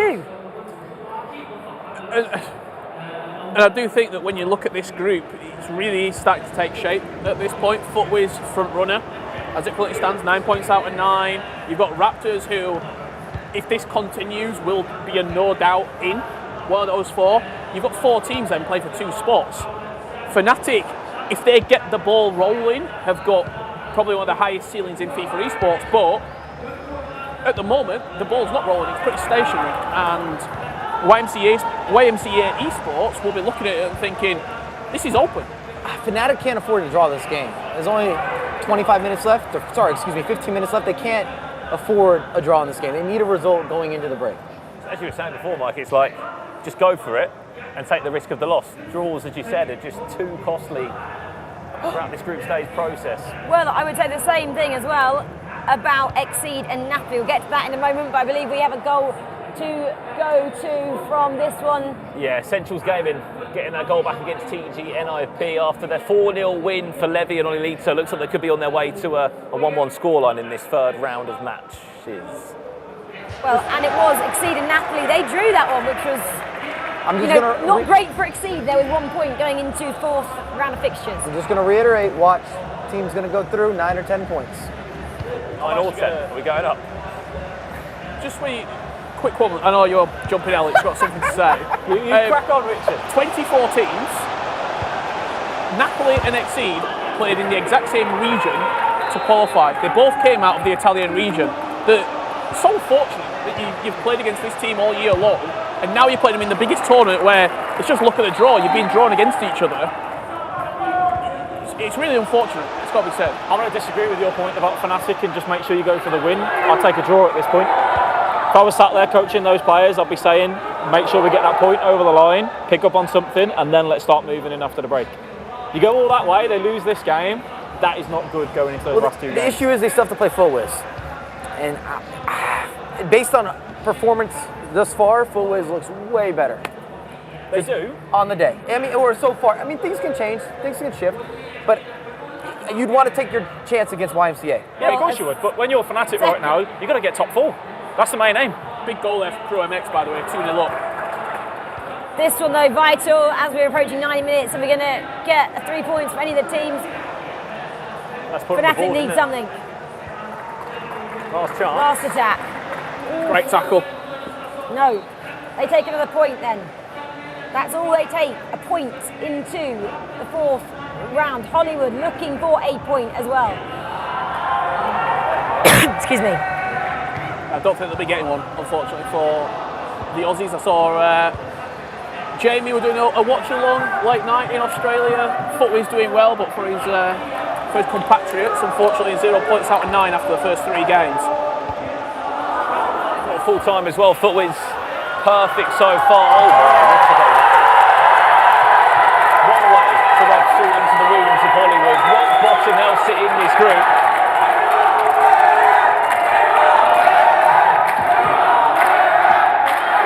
Listen to them. Listen to them. Doesn't really need any words from any of us here in the studio. It's just nice to hear how passionate the local fans are, as that is what they were screaming about. Well, you'll see in a sec. That Messi goal was goal 3. Well, we've got one more game that's still going. it is this one from Group B then. We saw CroMX, they got their second, and then JDT responded to take it 2-1. Still a little bit of time on this though, for JDT to come back. As you were saying, last year, second they finished in their group, JBX, the Malaysians. Very different storyline this time round, as it looks. 20 minutes for them to turn it around. I think this, as you said, is the only group game left to conclude in this round. But still, in Group B, there isn't really a massive pull away, because Napoli drew against Exceed. Exceed is still going to be on 2 points near the bottom. Team Hullet drew in their game as well, 1-1. Very cagey in that, so actually 3 points could send you from bottom to top. Totally could. If Exceed going into 4 could get 3 to add to their 2, their 5, and they could. Which is great for Exceed. After a poor start, thinking you win 2 games, you end day 1 with an extra 6, you could be in a really good position. Here's a late penalty for Crown X. That's a 3-1 win as it looks. And for those players, those teams, those clubs at the bottom, you're not looking at top. You're not looking at 4. Like, from 6 to 4 might be 2 points, might be 1 point. So it's still open. I know we've talked quite in hyperboles that you thought it could be over. You thought it could be over in terms of winning the group, but getting through, it could be a very short turnaround potentially. We had 2 very different groups as well. In Group A, you've had teams that have already started pulling away. You've got really big spreads, and then Group B, it's going to come down to those final games. Undoubtedly, I'm not saying it's impossible for that, but there's a few teams that have put themselves in a position where they should be seeing this out. I like a cagey group though. That's what we like. We hate someone running away with it, and then the bottom of the group looking like there's nothing really left to play for, which is possibly at the moment what we're seeing in Group A. Group B though, we still have that match on stream at the moment. That hasn't been concluded after that penalty. We're just waiting. They're having a moment to just take a breather after that. We just saw that penalty. CroMX straight down the middle of the Panenka. I mean, that has got to show that you are confident right now to just say it's 2-1. We get this goal, get 3 to the good, and then we're looking comfortable. Yeah, I'm just going to Panenka it down the middle. A little bit of that extra stuffing. Shows a bit of confidence, doesn't it, for that team there. I'm not sure why we're pausing though on this for a short while. But let's have a little look then at Group B. So it is 4th and 5th on that. So they're 3 points and 2 at the moment. CroMX 3-1 over JDT. They're applauding the break here. I like that. So I think just watching the game that we were watching featured, slight technical difficulty within the match. We reset. I think we're just getting underway. Probably 30 seconds, setting the lobby back up, and we'll be back underway in that game to play out what were the last 8-9 minutes. Yeah, not long to go on that matchup before we have a little bit of a break in here, and then we'll come back and who's playing who in the next round. It's a big one. It's Ninjas in Pajamas taking Exceed, and we do come back after that one. Woo! Essentials will take on JDT, who are playing still now, and then CroMX, who are also playing now, just got that penalty. They'll be taking on top of the table Napoli. Those matches are coming your way at a 5:35.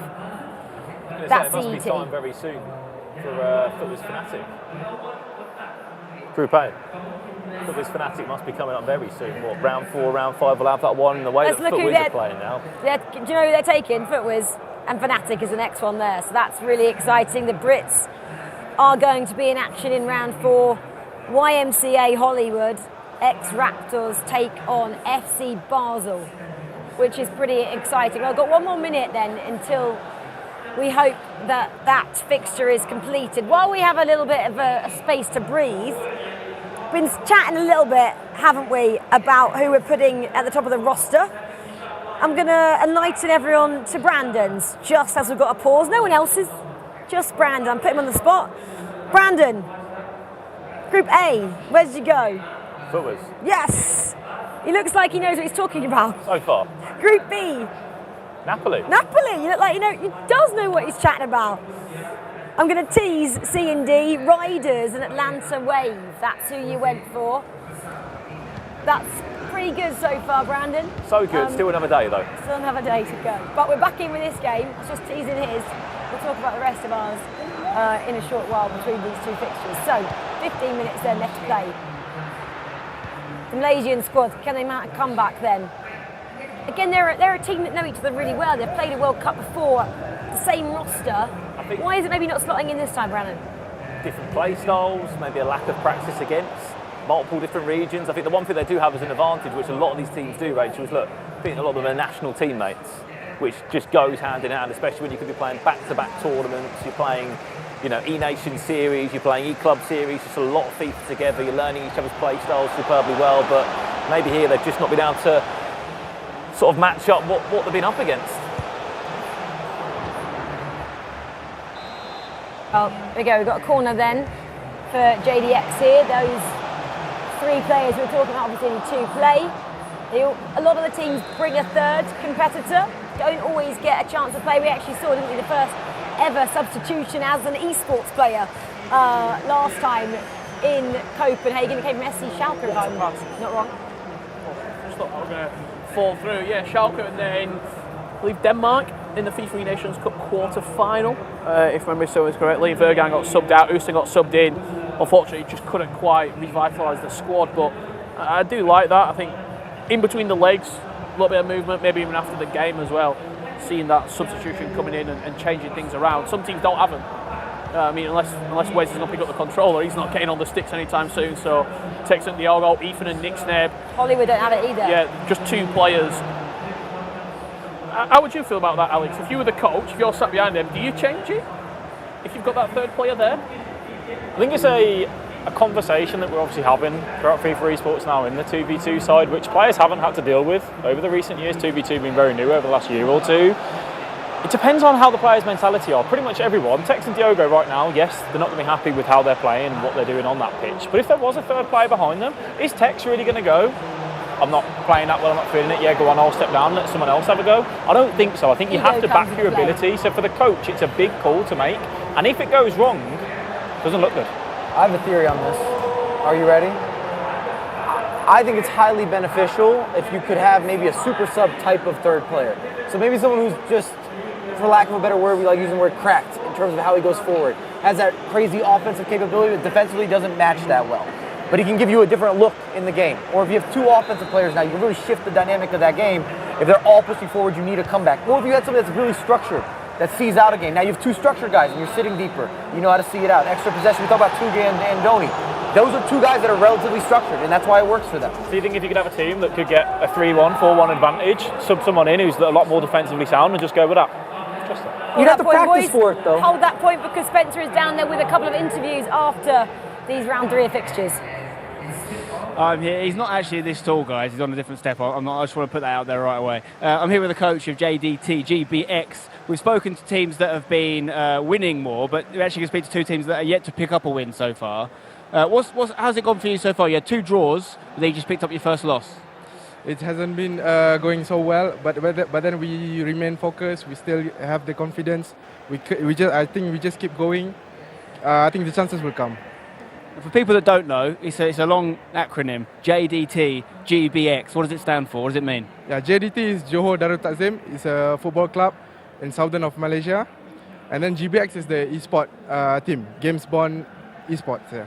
Now, I know you've got a third player there as well, and there is an option to change things if it's not working. We're still early in the tournament, but as you are still looking for that first win, could we be likely to see a substitution made at any point? Yes, immediately, absolutely. We just made the changes because actually the 2 draws we could have won it, but then I think the third one still hit us quite a lot. So I think the fourth match we try to freshen things up, and hopefully we get the win. Okay, best of luck. We'll keep an eye on it. We'll talk to you later. So we have seen the first substitutions coming in for JDT, GBX in their next game. Just going to cross this stage now. I'm going to talk to Team Exceed, who are also looking for their first win. 2 draws and a loss, same record as the guys we just spoke to. I'm going to get involved here with the coach also. Team Exceed, still looking for your first win. What do you need to change?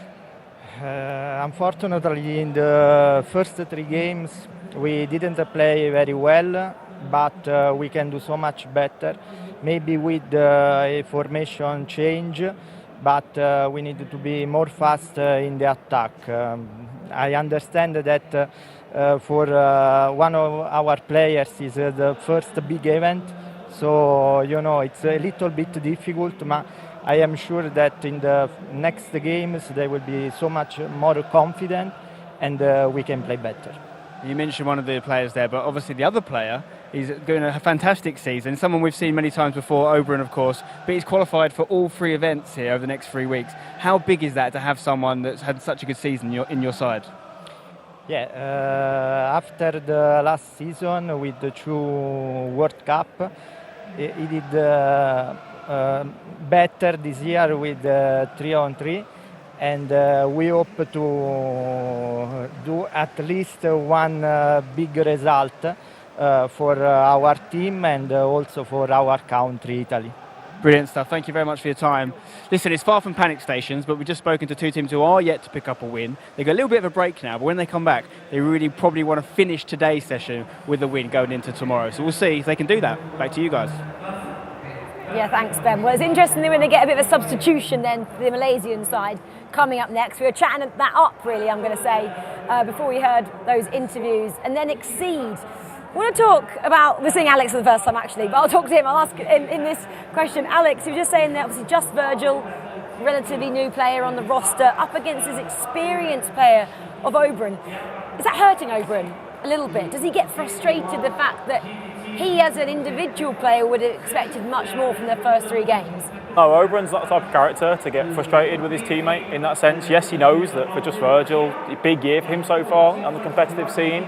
Having someone like Oberon there is that experience that you can draw on. We've seen it with other individuals where they have 2 young players that come through and just have absolutely no fear, really. I always think it's best to have someone side by side who says, you know what, I've been here, done that this time last year. We might not be performing as well as we want to, but they'll have those conversations and they'll pick up. You've got Coach Hollywood as well on his shoulder. If he's got the experience to give that just Virgil, he's got a lot, hasn't he, as a content creator and as a coach? I love that about the Italians. They kind of roll as a squad in all the tournaments. They support each other, and they're all working towards this. And it's been one of the biggest upticks in terms of nations, in terms of players, quantity, and quality of those players. Mike, when you made your first event 14 years ago, there was no Italians then. There's no need for the 14, right, as well? Oh my God. Calling him out over here. How did it feel? How many did you make over there, Rich? 0, yeah. I've got time, I'm looking at you. How was it, like, when you step it up and you look around and you can see, I mean, back when you were playing Dave, by the way, Danny Taylor, like, you're looking around. I was there for so you're looking around and going, I've seen these people playing and winning tournaments. Do you get a little bit starstruck, almost? It was a different period. When we first got started, too, there wasn't really the same social media influence and creating a brand. So we already knew who were the top guys, and it was kind of a little more underground to a certain degree. It was the biggest event, but you didn't know what to expect. In fact, we were always like hiding stuff. If I had something that I didn't want you to have as an edge, because it wasn't all over YouTube or all over social, you know firsthand, making a lot of the breakdown clips, I would bring it out, and I would try to like catch somebody off guard and be able to get a victory or use that to our advantage. And that's been the major shift now is almost tournament to tournament, we see sometimes even meta adjustments. This is a good example with some of the player selections for this event. It's very different FIFA than what we would have seen even 3-4 weeks ago. It's very hard, isn't it, to hide plan B, isn't it, for all these teams. They know exactly what each other play with, their play styles, and see them week in, week out. Well, let's have a look then at the standings of Group A and B after 3 rounds already. No shock so far in Group A for the likes of Footwiz, ex-Raptors, Twisted Minds, his local side, 7 points. That is so great for all the fans in the studio. FC Basel then, they went really well in their first opening fixture, settled for 6 points out of 9, not so bad. YMCA 2, Fanatics a story, only picking up 1 point from 9. Hollywood with 0. Let's have a quick look then at Group B while we're on this standings. Crow MX, well, that 3 points in that last fixture took them top of the table. That's how quickly this table can change. Napoli 5, Team Hullet Ninjas in Pajamas, 4 points, as then have Essentials. Team Exceed, we heard from them, they're not worried just yet on 2. And JDT, GBX, they may be a little bit worried. They're having a substitution for the next set of fixtures. All of the boys are looking at me. They've all got something to say. First up, Brandon, with his hand up over there. I would say, just look at the gap difference between that Group A is a 5-point swing from 3rd to even 5th, compared to Group B, it's like a 2-point gap. Like, that's where we've got to be careful of right now if you're a Fanatic or a Hollywood.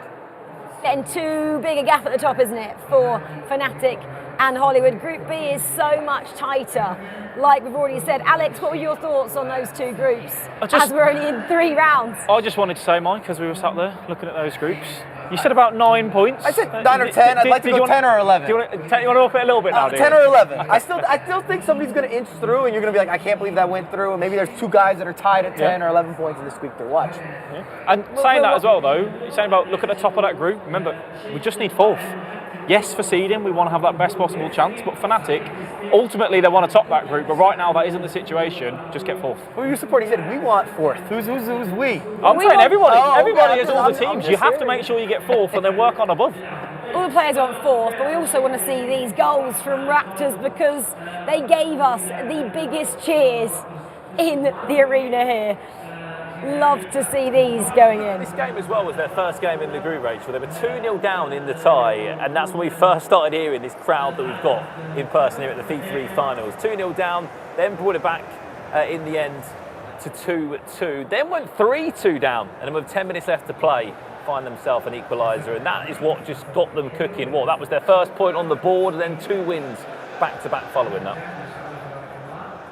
Yeah, this is their next game then against Fnatic. We thought Fnatic would bounce back and take it to them here. Wasn't to be. No, it certainly wasn't, and the crowd let them know about it as well, as Raptors started to push in front. This late goal here, the work down the byline, couldn't quite clear the lines, but emphatic strike, it's got to be said, from Jairzinho to finish 2-1 right there. The last one was against Hollywood. Then, Alex, we're seeing those now. It was indeed. Cross coming through. Pele with a fancy footwork. Little finish off, nice and tight. I think for Raptors, it's something that in FIFA esports compared to normal football, maybe we don't see it as much, where you don't really have that home advantage. You don't always have that crowd cheering you on. It's got to be bringing them up another 2 or 3 notches at least, Mike. Especially, I think their opening game where they went down multiple occasions. As soon as you hear somebody in the room give you a little bit of that extra support, you have belief. Yeah, as we saw that 3rd goal go in, Bellingham just walking that one into the net.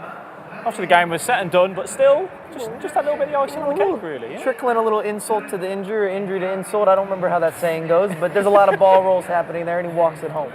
Dog walking. I don't know what he's talking about. I don't know if Spencer can hear him, but Spencer is standing by. Mike's talking about dog walking. You're talking about the players, though, in groups C and D, I believe. Well, it's actually fascinating that he's talking about dog walking, so I'm about to do a bit of a David Attenborough special here. I'm in the wild, I'm in the jungle of competitive FIFA, and behind me, if you look over my shoulder, you can see the reigning champs getting some much important practice in. Of course, we've got the guy from Riders. Now, a slightly different look team. Riders, we've had Atletico Madrid teaming up, but it's the same players, of course, Andoni and Tuga. Tuga being one of 6 people that have qualified for all 3 events, but the only person that's qualified for all 3 back-to-back FIFAe Finals for 2 years in a row. Could they go back-to-back? We don't know. One other man who is also a champion from last year, over my shoulder here, is part of the RB Leipzig team. Of course, we have Umut, who won the FIFAe World Cup last year, and his partner, the much talented, touted as the future next big thing, Anders Vergang. That's a heck of a team. A lot of people tipping them to go the distance. Obviously, these guys are playing in the later session, but they're getting their practice in. Here in the Players' Lounge, if you look over there, you can see the catering section where the guys get their nutrition. I have to say the food here has been double decent thus far. And it is important. It's an important part of it in an e-sport where concentration is so key. You want to make sure you're at your best, and the guys have been fed very well. So lots of practice still to come in here, but of course, some big games to come still in our groups A and B. So I'll go back to you guys. Thanks, Ben. Yeah, well, obviously we've got a little bit of a tease there for groups C and D. Well, let's get a bit of an insight into them from their warm-ups earlier on.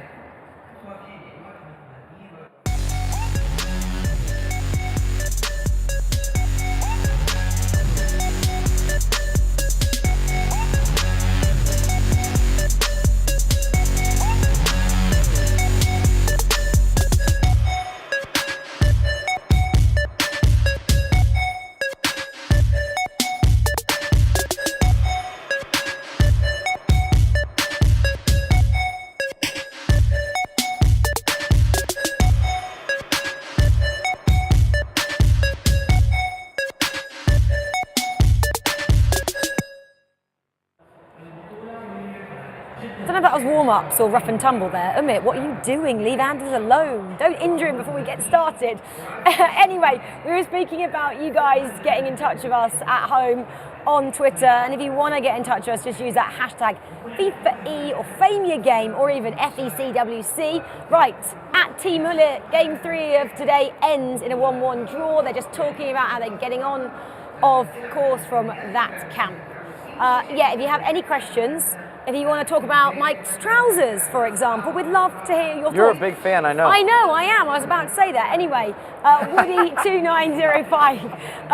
The setup looks top-notch. Thank you very much. It does indeed. We were speaking about coming here to Riyadh, and we just really upped our level this year for the World Cup finals. The games are, I believe, ready. Oh, I wanted a bit more time because I wanted to speak about Richard. Unfortunately, the games are ready, Rachel, so we've got to get underway. We can't miss any gameplay. Richard. Gameplay. Let's stay to the game. Production, go to the games. Go to the games. Go to the games right now. Richard Buckley, who did you say are going to top Group A? It's a long day. I really want to know. Yeah, we got time. We've got lots of time. Richard, who did you say? I got you, Richard. We got time. Everybody, the floor is Richard's. Who's topping Group A, Richard? Richard Buckley.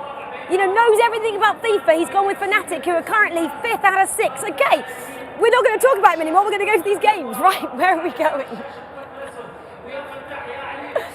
Let's have a look at what's going on. Fnatic then are playing FUTWIZ. This is the one we all want to see. This is the English derby here.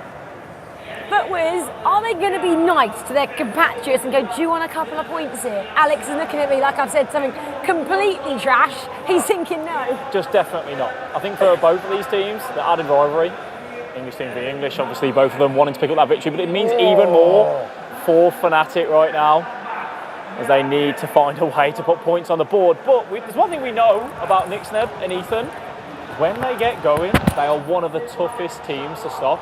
So Fnatic already finding themselves in a difficult scenario, facing up against FUTWIZ in your 4th game of the day when you're currently on. If there's a game to turn your group stages around, Alex, to get a result against a team that's on fire like FUTWIZ, what a time to up your performance to pull out the bag. Yeah, definitely. And also as well, with it, that English rivalry, could it just add that little bit more to Tex and Diogo and say, we know we've not been performing, but there's no way we can let Ethan and Nixneb walk over us here. So let's go out, let's play our game.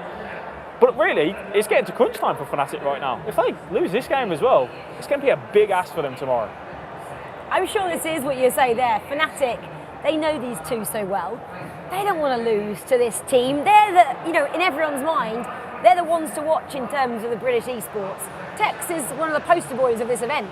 He's going to look over the other side and go, this two can't beat us here. Well, to Alex's point too, it kind of gives you like a little bit of that extra cooking when you're talking about potentially, I don't want to get it too far ahead of us, but potentially eliminating Fnatic, also having that English rivalry between these two sides.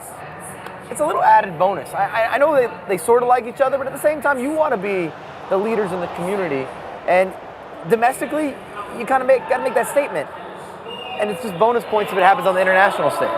Well, Team Ninjas in Pajamas, Exceed. A goal back for Exceed. They weren't worried when we chatted to them.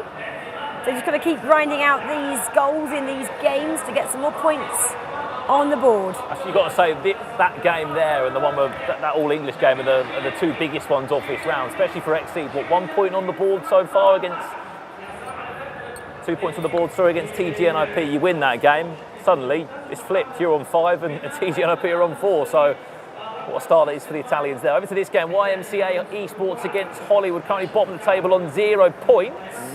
Have actually kicked off with an important first goal 15 minutes into that one. Must win game for Hollywood. It would also put if they were to get a point here, put every single team and club in this tournament so far on a point.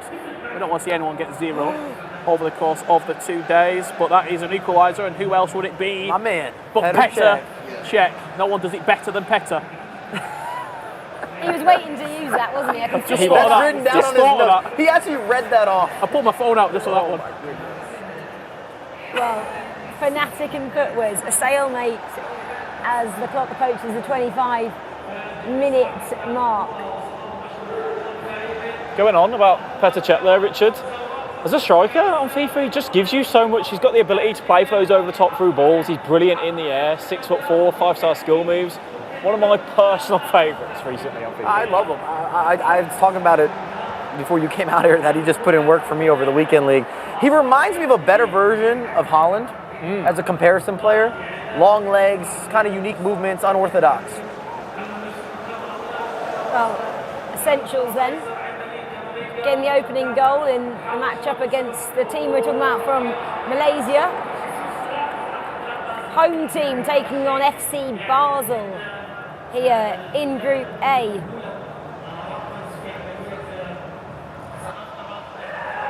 And it looks like the substitution's not been working out for them. 1-0 down.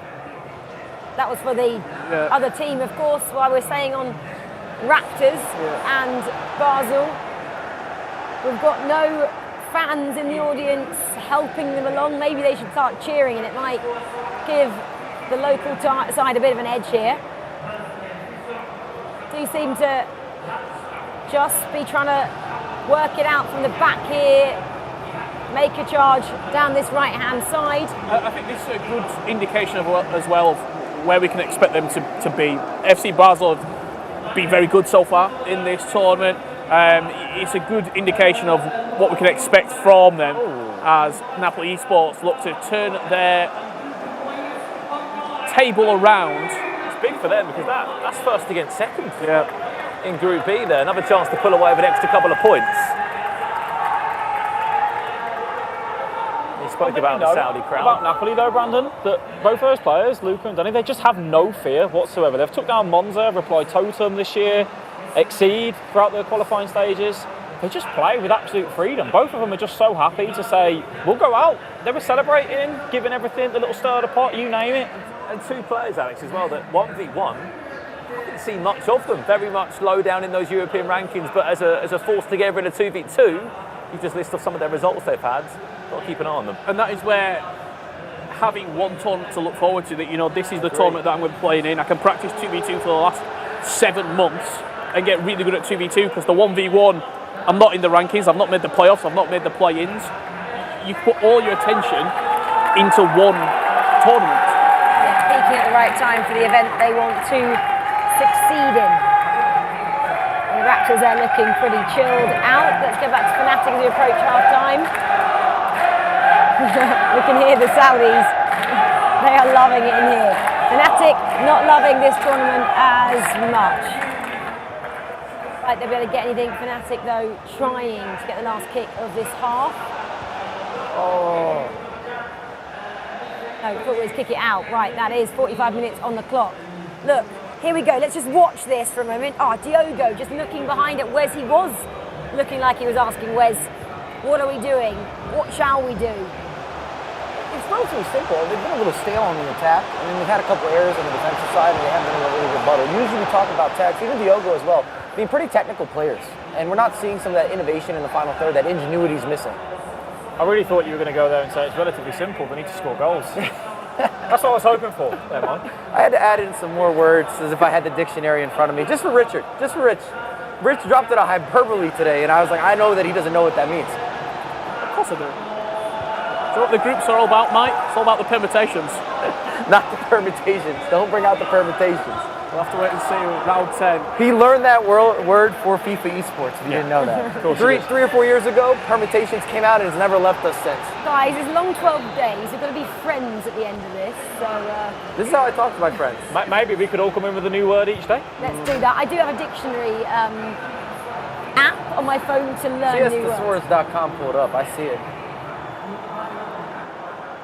Vocabulary builder, actually, is what it's called. Anyway, back to the matches at hand. Let's see a little bit of the Raptors then against Basel in this one. Second taking on third. Green timed it, but not towards goal particularly.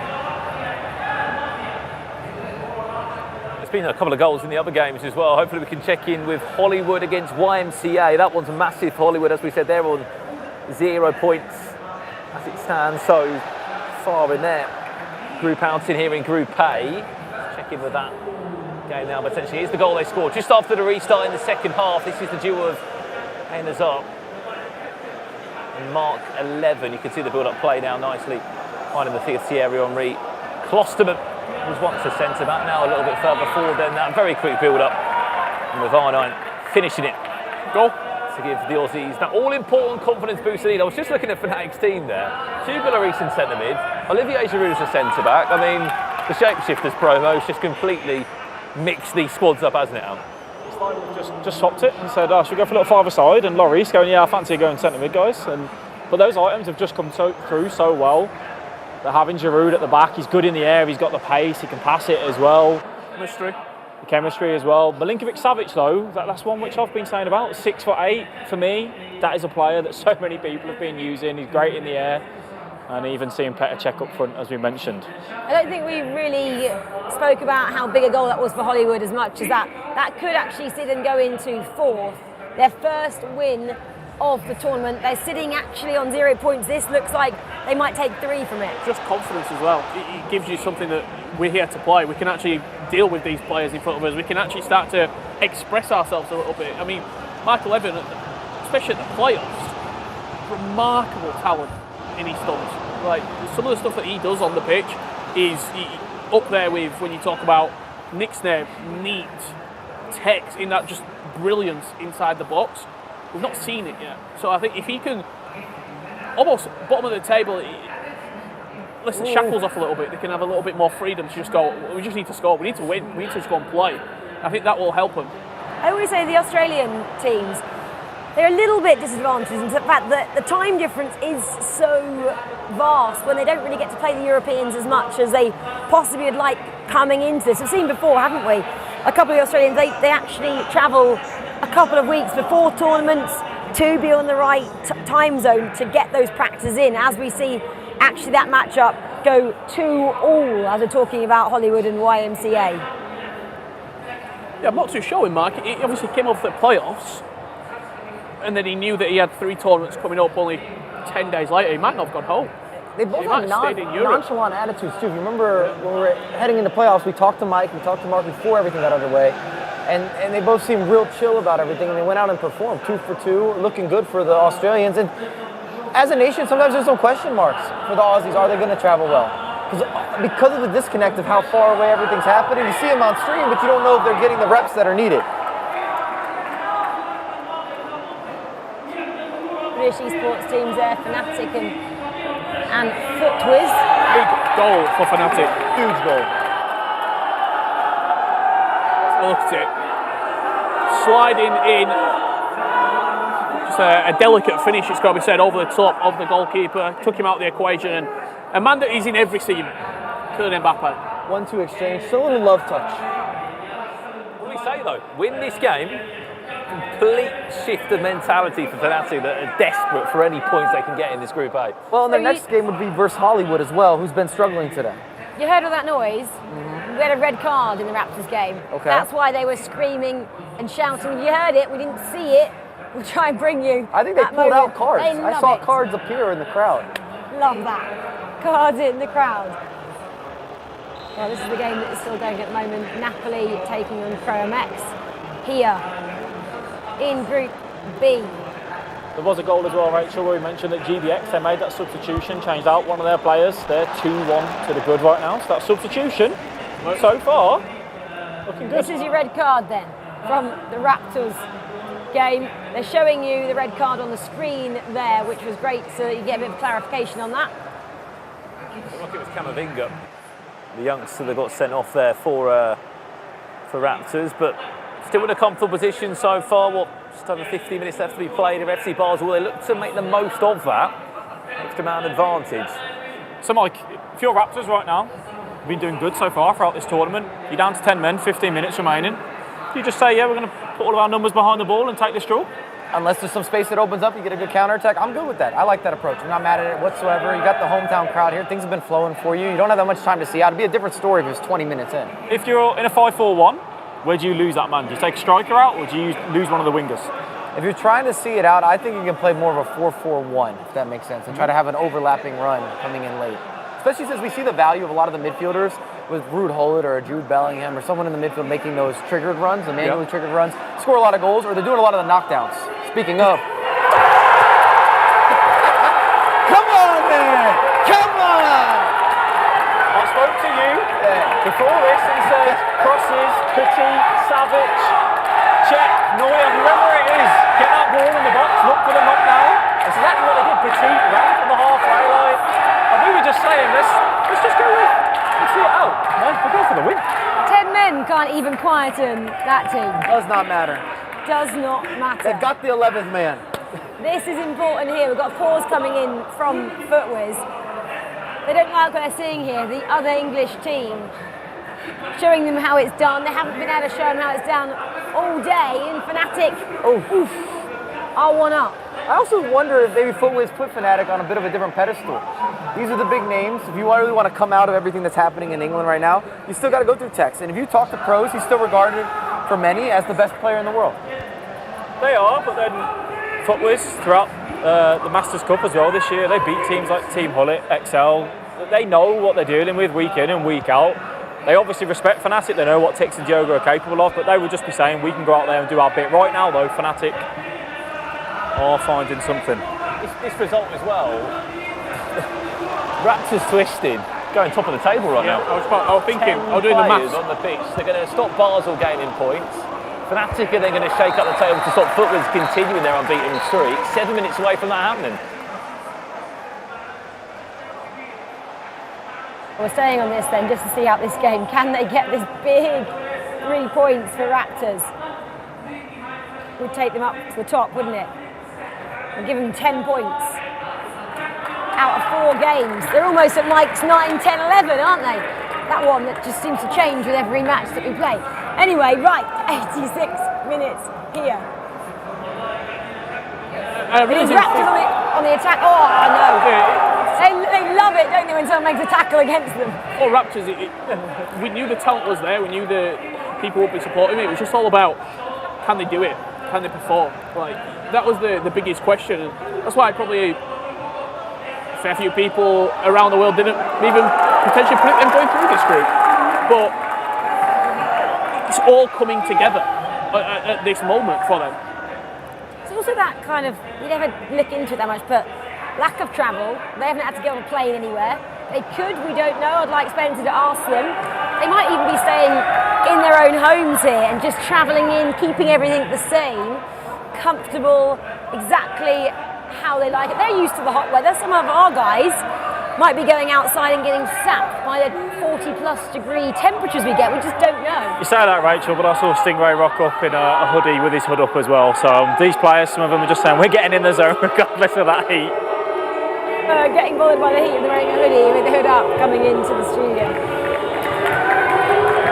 can't hear yourself thinking here, Richard. It's so loud. Sorry to interrupt as we come to the final whistle here. And you're going to hear a noise coming through to you at home, because that is Twisted Minds X-Raptors going top of the table as it currently stands. You have to go over there and learn a chant. I will. The next 2 days, you need to go over there, befriend a couple of these guys, and learn what they are chanting. Rich is on it. Say less. Right, there's one more game still going. It is Ninjas in Pyjamas Team Exceed. Oh, it's just changed there. Anyway, that was 2-0 to Exceed there. Sorry, let's go back to the Fnatic Team FUTWIZ. A couple of more minutes in this game. Is it enough for Team FUTWIZ to get that equaliser and really just say we're not going to get upset by our countrymen? Speaking of equalisers, YMCA Esports Hollywood 2-2. That's how it finished. Taking the points away from Hollywood, leaving them as it stands on 1 right at the bottom. Yeah, and it would have been good enough, wouldn't it, if Fnatic hadn't have possibly got this It's a result. massive win. But it would take them up as well, above YMCA, who would be on 3, Fnatic on 4, Hollywood on 1. On their road to top of the table.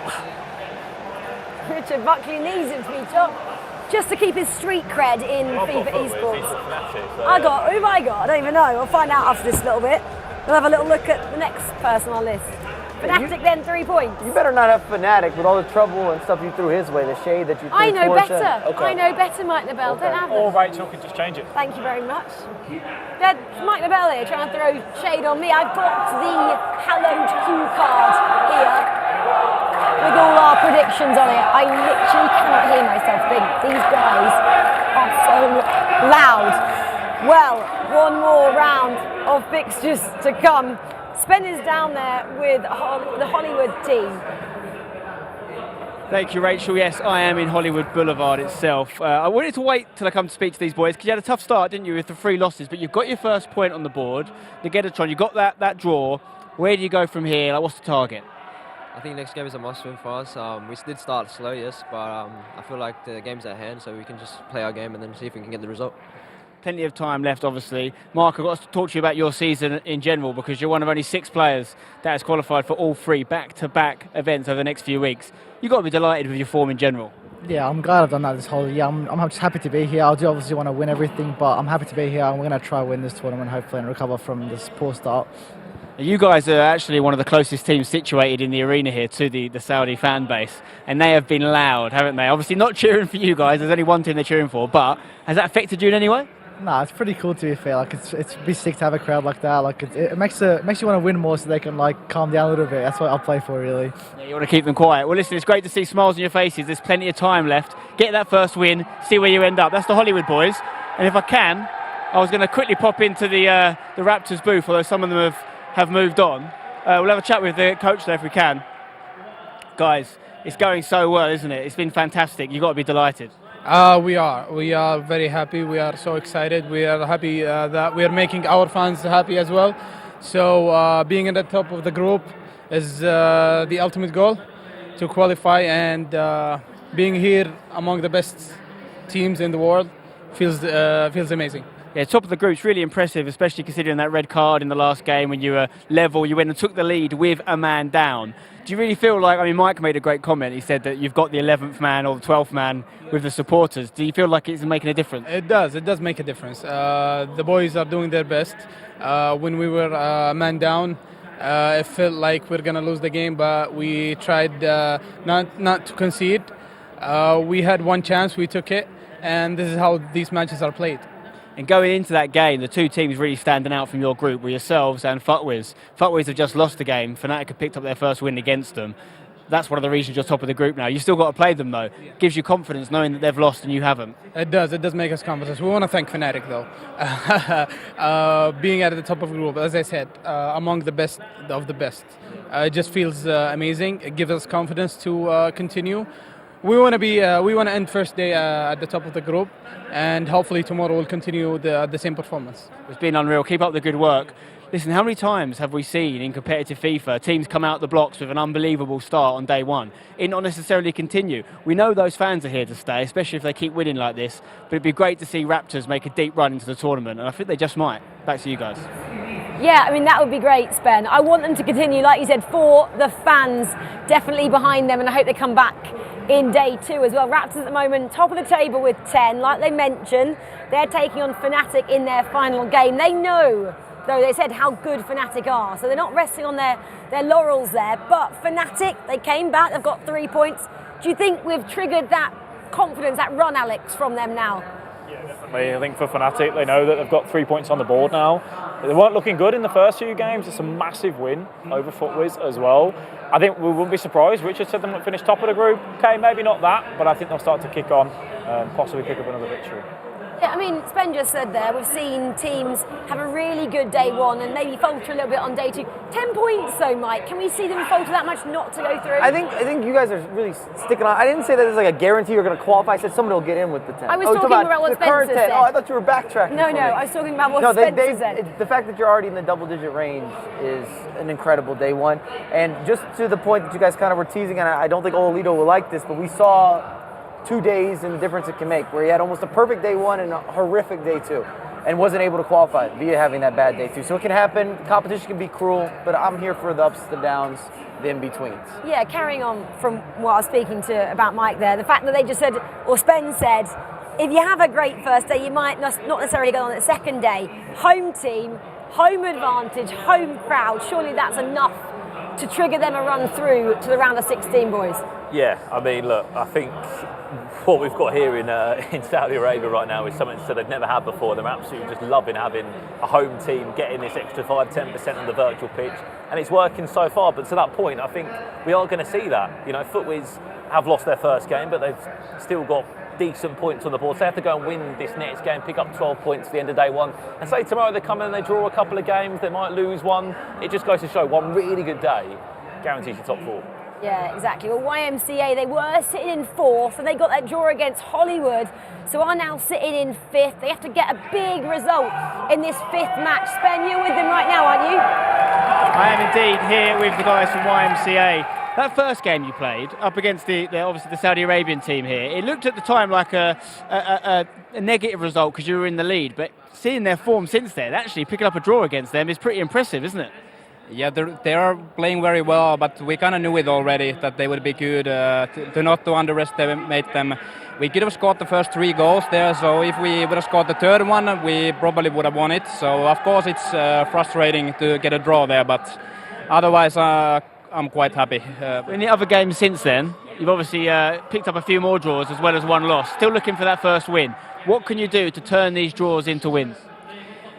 Just gotta score the first goal and keep hold of the lead, I guess. It's tough to say, of course. The gap is so narrow between these teams that it's difficult, but just gotta close out the game and score the first goal, I think. Okay. Yeah.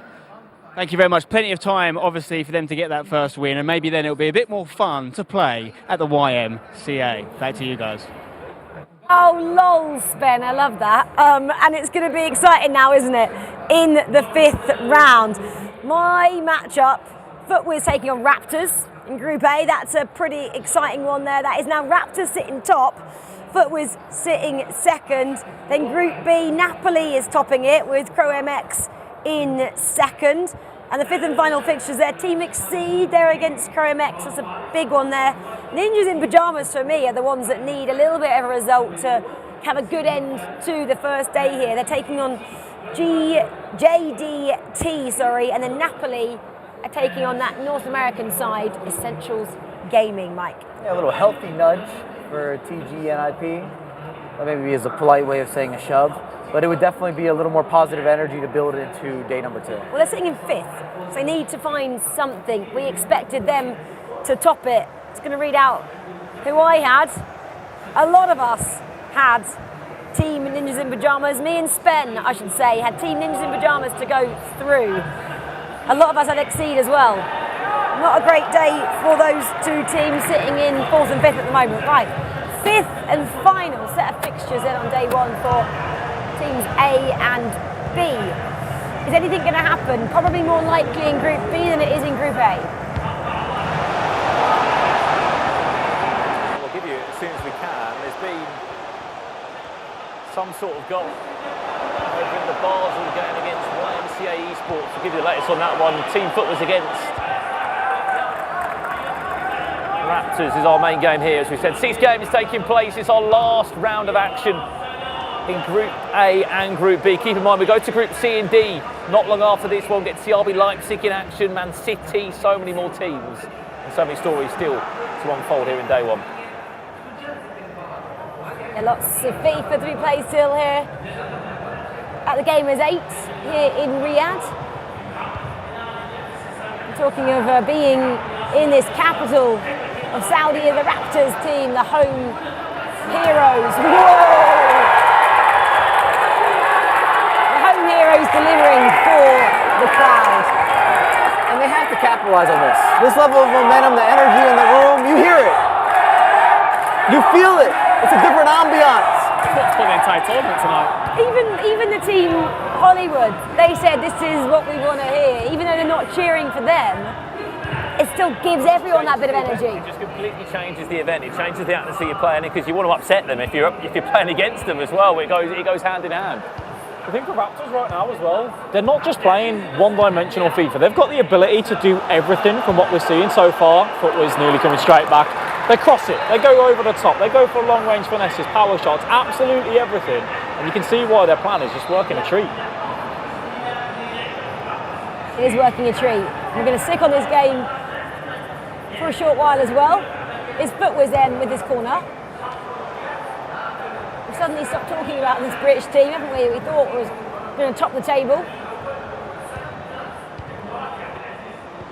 Sending it backwards a little bit just to try and find a little bit of space, but Raptors all over them. Oof. When I was speaking to a few of the players before we got underway today, it wasn't a secret that Raptors were unbelievable, that were really good. Just didn't know if they'd be able to do it over the course of 5-10 games. We've seen it over 5. Will it be replicated tomorrow? Is this the best day of the tournament for them? These are the conversations that we'll have to find out. But when they've got a player like Abu Makar on that roster, who this season has been the best player in this region, has been the star of this region, there's no indications why they should slow down. Mike Essentials then getting a goal there against Napoli. That's a massive statement for them.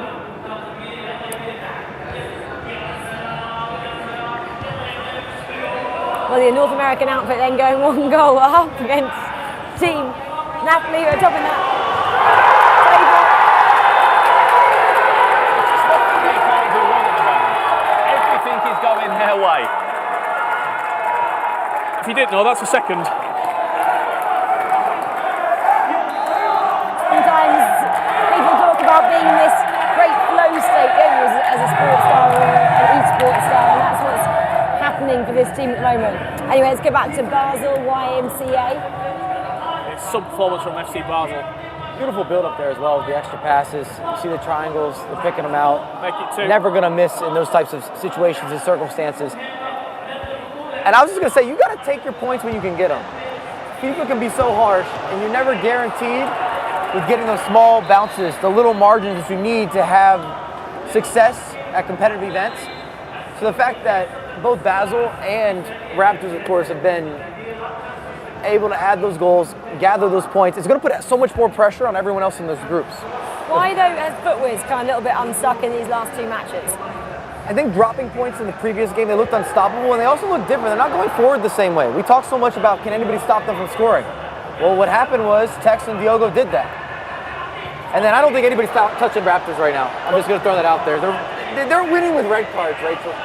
The thing is, as well, you've got Fnatic that you're up against, Tex and Diogo. You know that's a difficult game in itself as well. Okay, we got that loss there. Now you're going into the most informed team, plus the team that has got the crowd here going on top of it. It's going to be arguably an even tougher game than playing against Fnatic. You would have wanted to just have, after that game, okay, let's maybe go and play Hollywood. A team like that, where you can just go in and have a little bit more expectations on yourself. But right now, Basel and serious. Raptors are both cooking, aren't they, Richard? 3-0 up, YMCA Sports, with no dancing tonight for that roster. Oh, stop it! Stop it! Oh, they're feeling it.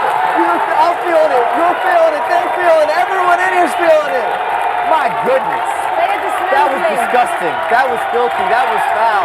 They're dismantling one of the best teams in England. You reach, they teach. My goodness. Keep that on an instant replay. We might see that again later. I think Ethan's reaction says it all. Both these last 2 goals that have gone in, he's just looking across to his teammate, his coach behind him, and just going, What do I do? What do we do? They are singing. They say stop it. Chanting in the FIFAe Esports arena. It's not something we get to see. We're loving the fact that it's in here. Right, what's going on then?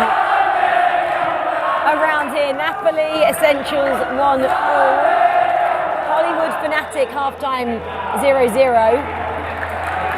We know what's going on with Raptors and Footwiz. I want to see what's going on with Ninjas in Pyjamas because they needed something as well. What's happening in that game? I've got it as 0-0 still. JDT, GBX Esports. It's a big game for Team Holy Ninja in Pyjamas as well to get a result. Penalty here for OMX. Yeah, it's again Team Exceed. It's been a very up and down performance. Consistency in groups is most important. Picking up a draw instead of a loss, picking up a win where it's a draw. they're just losing. Like, they're struggling to convert at the minute. They're just losing. I like that analysis there, Richard. But they'll come into this. I'll give you a little peek behind the curtain. There'll be teams that have come into this tournament that go, we don't expect to win this. We've come into it and maybe we don't expect to win it. Team Exceed will have come in expecting to get to the final day, expecting a semi-final at least, going into the final stages. It's Fnatic. Maybe turning the corner, 1-0 up against Hollywood. A couple premium quality touches there from Mbappe, a little bit of a turn, moving, grooving, dancing, talking to the opposition. We've all conceded a lot of goals to Mbappe. I think that's safe to say this year. Correct. Maybe scored a few too. Raptors then just continuing their fine form as they approach half time against Footwards. I am feeling for Team Footwards at the moment. It's really not a great end to their day. They started it so well. It's too bad they didn't play him first. Yeah, they're going to be gutted. It's just how you play him, isn't the order? No one's beating this Raptors right now. Would you not take 9 points though if you got offered it? Not how it's been distributed. You take it like Mike said. If you'd have got 0-0 and then 3 in a run, you're ending it on a high. It's still 15 is dropping points to quality. At the same time as well though, if you're going to have a bit of a bad form, which you probably are going to do at some point across the whole 10 games, across the group stages, you want to get that out of the way and done with at the end of the day. And then come back tomorrow on a fresh mindset. If you're picking up form like some of these teams are now, you don't want to stop. You want to keep going. You want to keep playing. The Footwards. Oh, we got the equalizer as well. Hollywood and Fnatic. That one's not done and dusted. It's so loud in this arena. The loudest it's ever been for you? Ever, yes. I can't hear you, Alex, hardly over there. Right, goal coming up. Where is it coming from? Well, it is JDTX. So many letters there, got that in the wrong order. JDT. GBX. I'm also just imagining if Raptors go for a real run. You see them in a semifinal or even in the finals. Who's going to be in here? That crowd is going to be 4 or 5 times that size. You're a good goal, Rachel. I was actually going to say. That's what we're talking about there, weren't we? Thanks, Rich. You listen. Is there anyone from Group C and D that you think would even beat Raptors right now? Yes, Atletico. Yeah, fair enough. They're part of the bus and they wouldn't let them through. And Tuga would call his fam and fly him in. The Portuguese roll deep. We've all got Atlanta Wade, by the way, going through. Mike's got Bromby, so maybe they'll beat them. I wanted a shift. Well, you can just keep on hearing how loud it is in here. Raptors then just controlling this. Wherever they find themselves, they control this game. Make it look easy, don't they? I would love to see some of their statistics as well. Passing percentage, shots on target versus actually getting the ball in the back of the net. And I really would love to see how they're winning. Has Nick Snell and Ethan ever had to deal with a crowd booing when the opposition has the ball themselves? Ever? Top atmosphere. And I hope it's a future for all FIFA competitive esports where we really have a lot more of the live audiences, those live crowds. It changes the dynamic a lot. We see that today, but even being as old as I am, Rich, I know where you're going to go. Give me Raptors versus Anders on the main stage. Oh. You can already picture it. He's going to stand up and give it back to him. Yeah, Anders standing up and giving a bit of a shush to the fans. Absolutely. That's what it is. When you're in that situation or you're against it, I think Mark alluded to it on the stage with Spain, you've got to give it back. I mean, you're not going to get Anders having that many fans, I doubt it out here, but it would be great, wouldn't it, to see? Oh no.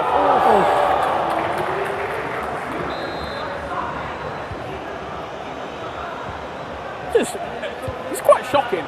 I didn't see this 3-0. I didn't see it coming.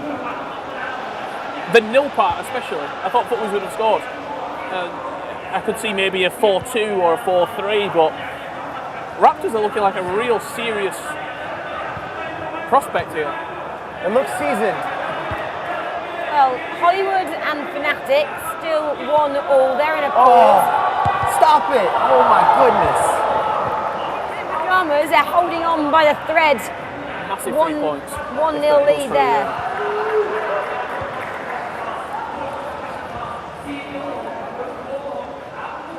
Exceeding Crow, I believe that's 1-1, or was that a second goal in that game?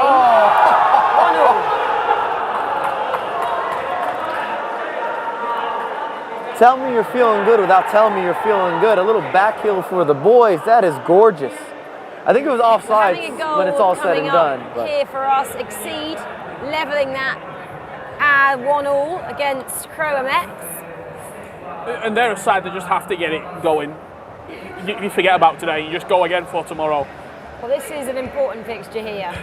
2 more teams that forget about today and go again tomorrow. Yeah, exactly. One apiece at the moment, sharing the points, which is not what either side particularly need. Hollywood bottom, aren't they, of that Group A with 1 point. Fnatic found something with that win over Footwiz to take their tally to 3. Oh! That is 2-1. Huge 3 points that would be. Huge moment. It bounced really nicely in the box for them. No real celebration from Fnatic. You know that they just need to get points on the board, get results going their way. Mark on his phone there. Sense that he's asking someone an opinion? Potentially so. We saw Exceed get that equaliser and they've doubled in to go 2-1 up against Crow MX Esports. Potentially that class that we predicted to do well in this tournament starting to come through in the end. Yeah, 2 in quick succession as well is always a confidence booster, isn't it? Right, back to this one which we've been chatting about all day so far, these ex-Raptors. Standout performers so far on day 1.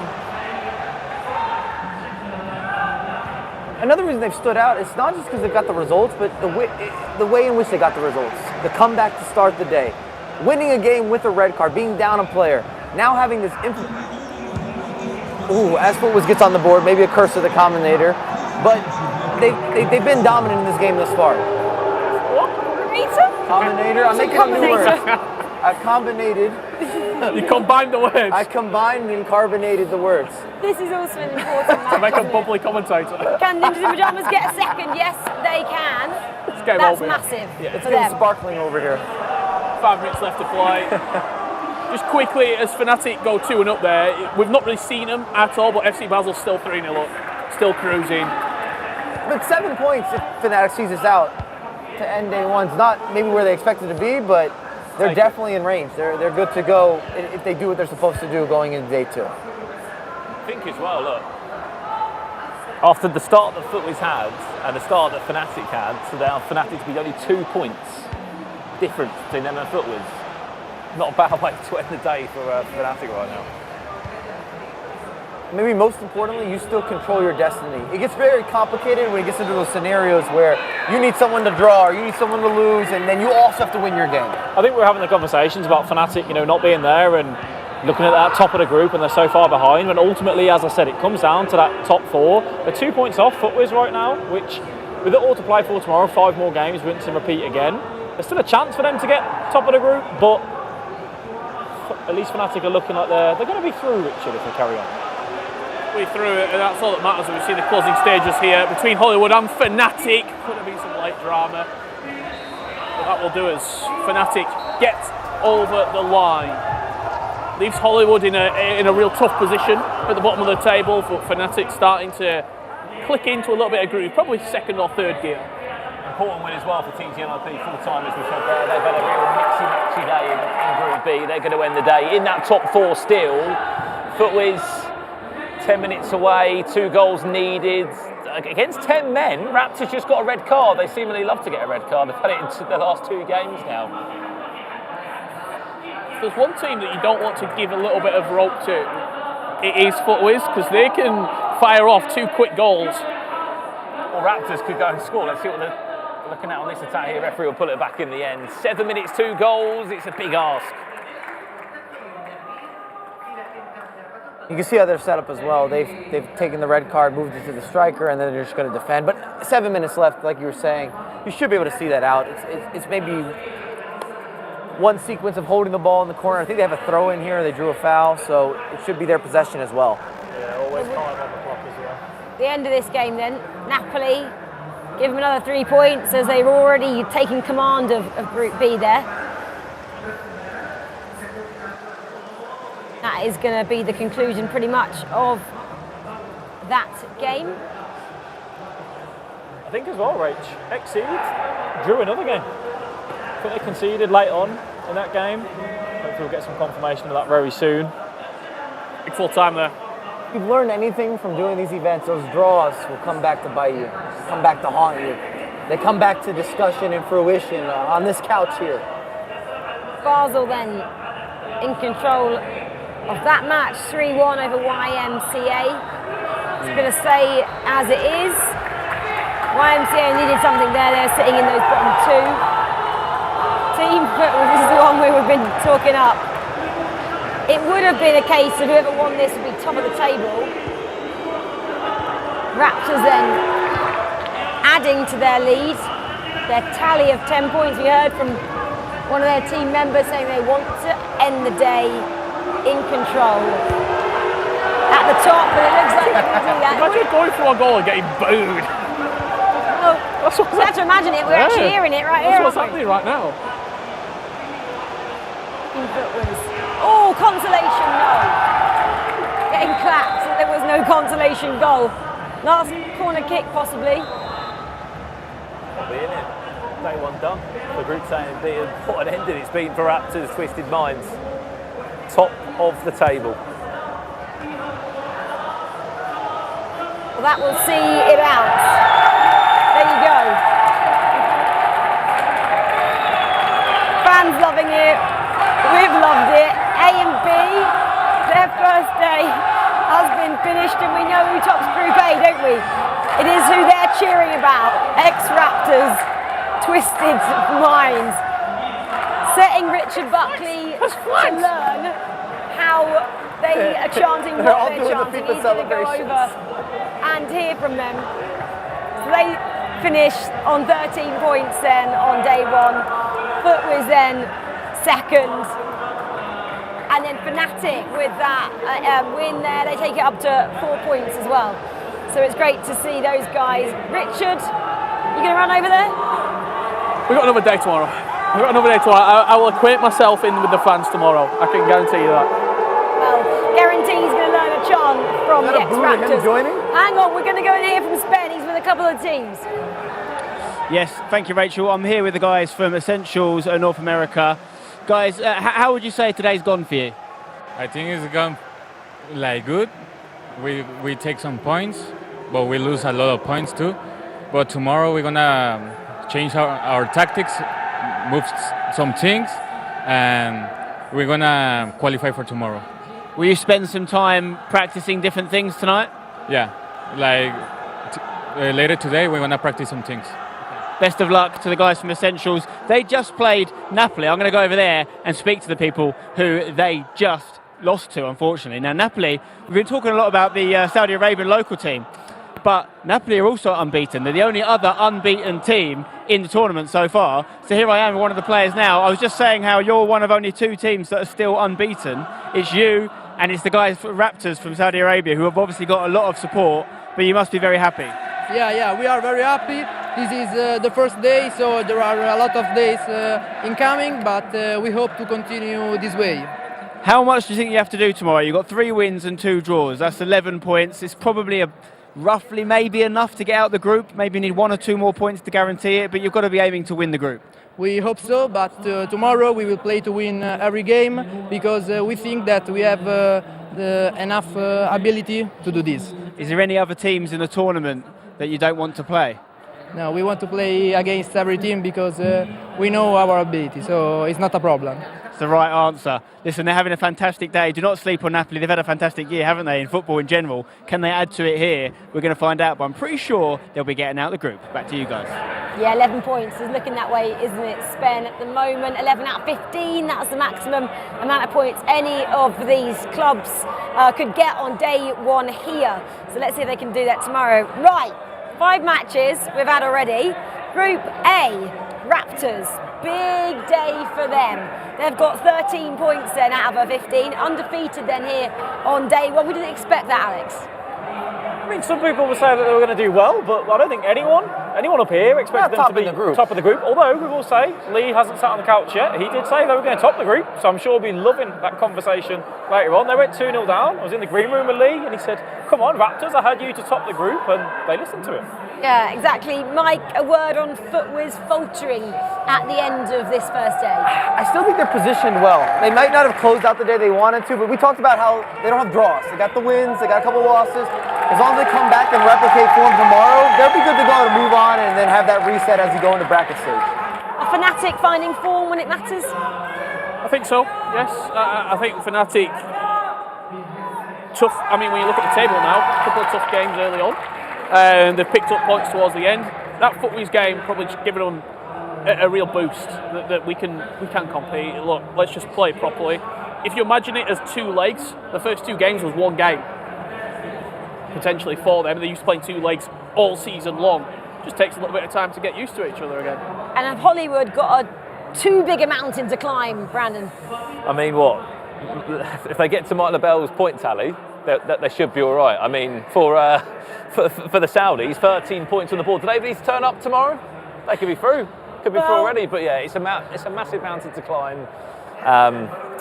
Maybe it's too big of a mountain. Maybe. Well, let's just confirm those results then from day one for Group A and B. The mountain we're talking about, if you look at the bottom of Group A, Hollywood on 1 point. It's a big ask, isn't it?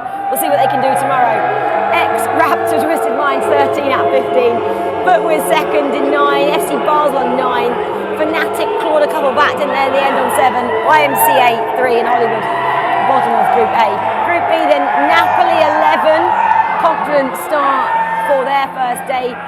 Team Hullet Ninjas in Pyjamas again, they got a little bit of run going, didn't they, at the end? 7. Chrome X also on 7. Exceed, they faltered a bit at the beginning. They didn't look like they were worrying. We spoke to their manager, let's call him that, Coach Hollywood, 6 points there.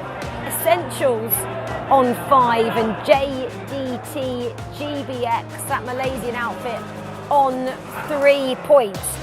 Guys, we spoke a little bit about Group A. Let's quickly speak about Group B then. Napoli, they were pretty confident there, Rich. Yeah, for me, Group B, it seems pretty simple. Napoli are through, then it's a 5-team scrap for 4 places. Like, you just, who else goes through with them?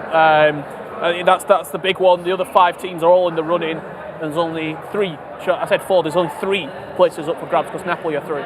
Brandon, Ninjas in Pyjamas, not the best day we'd expect from them. I said it's a bit of a wishy-washy day, wasn't it, for them? A couple of wins, a couple of drop points. I think the team that are sitting there thinking, we've got away with that, is Exceed. Not a good day, but because of how tight that group is, they're still in the running. Yeah, still in the running. Chrome X are still in the running as well. Same amount of points as Team Hullet Ninjas in Pyjamas. That's a great day for them. Yeah, it is. It's a day that they'll be happy with. And like they said, they're going to go home, going to get some more practice in, change those tactics up, and just get some more wins on the board tomorrow. But obviously, with those positions available, that group is so tight. You have 1 or 2 bad games in those first 2 games tomorrow. It's going to be a big ask for multiple teams. And Team Exceed, we were speaking about them as the ones to watch. I'm going to have a look. Does anyone have them? Yeah. Rich, you had them. Alex, you had them as well, as did Lee. So a couple of us thinking that Exceed would top the group. 6 points, they could still get second place. Mike, Alex? You said top the group, and then you said they could get second place. So Well, I don't think they can top the group, can they? I think they'll get through the group, which might be most important here, again, for that very important reset. And the big takeaway is Group A, I feel like the 4 have almost been decided. It's a matter of where they position, unless YMCA or Hollywood have just a miraculous day 2, almost a perfect day 2. But Group B, anything could happen. A lot of exchanges, maybe a draw or 2, which could just be a detriment to some teams. Well, we've seen Groups A and B already this morning. Ex-Raptors have done a great job, haven't they, in Group A, and then Napoli in Group B have been pretty exceptional as well. But later on, it's all about Group C and D. We have a world champion in there. Of course, we've got the defending champions as well in terms of riders. They'll be going up again a little bit later on. So guys, we have a little bit of a tea break, a little bit of a dinner break. Go and get ourselves ready to go again, but we're going to come back ready and raring to go for our final 2 groups.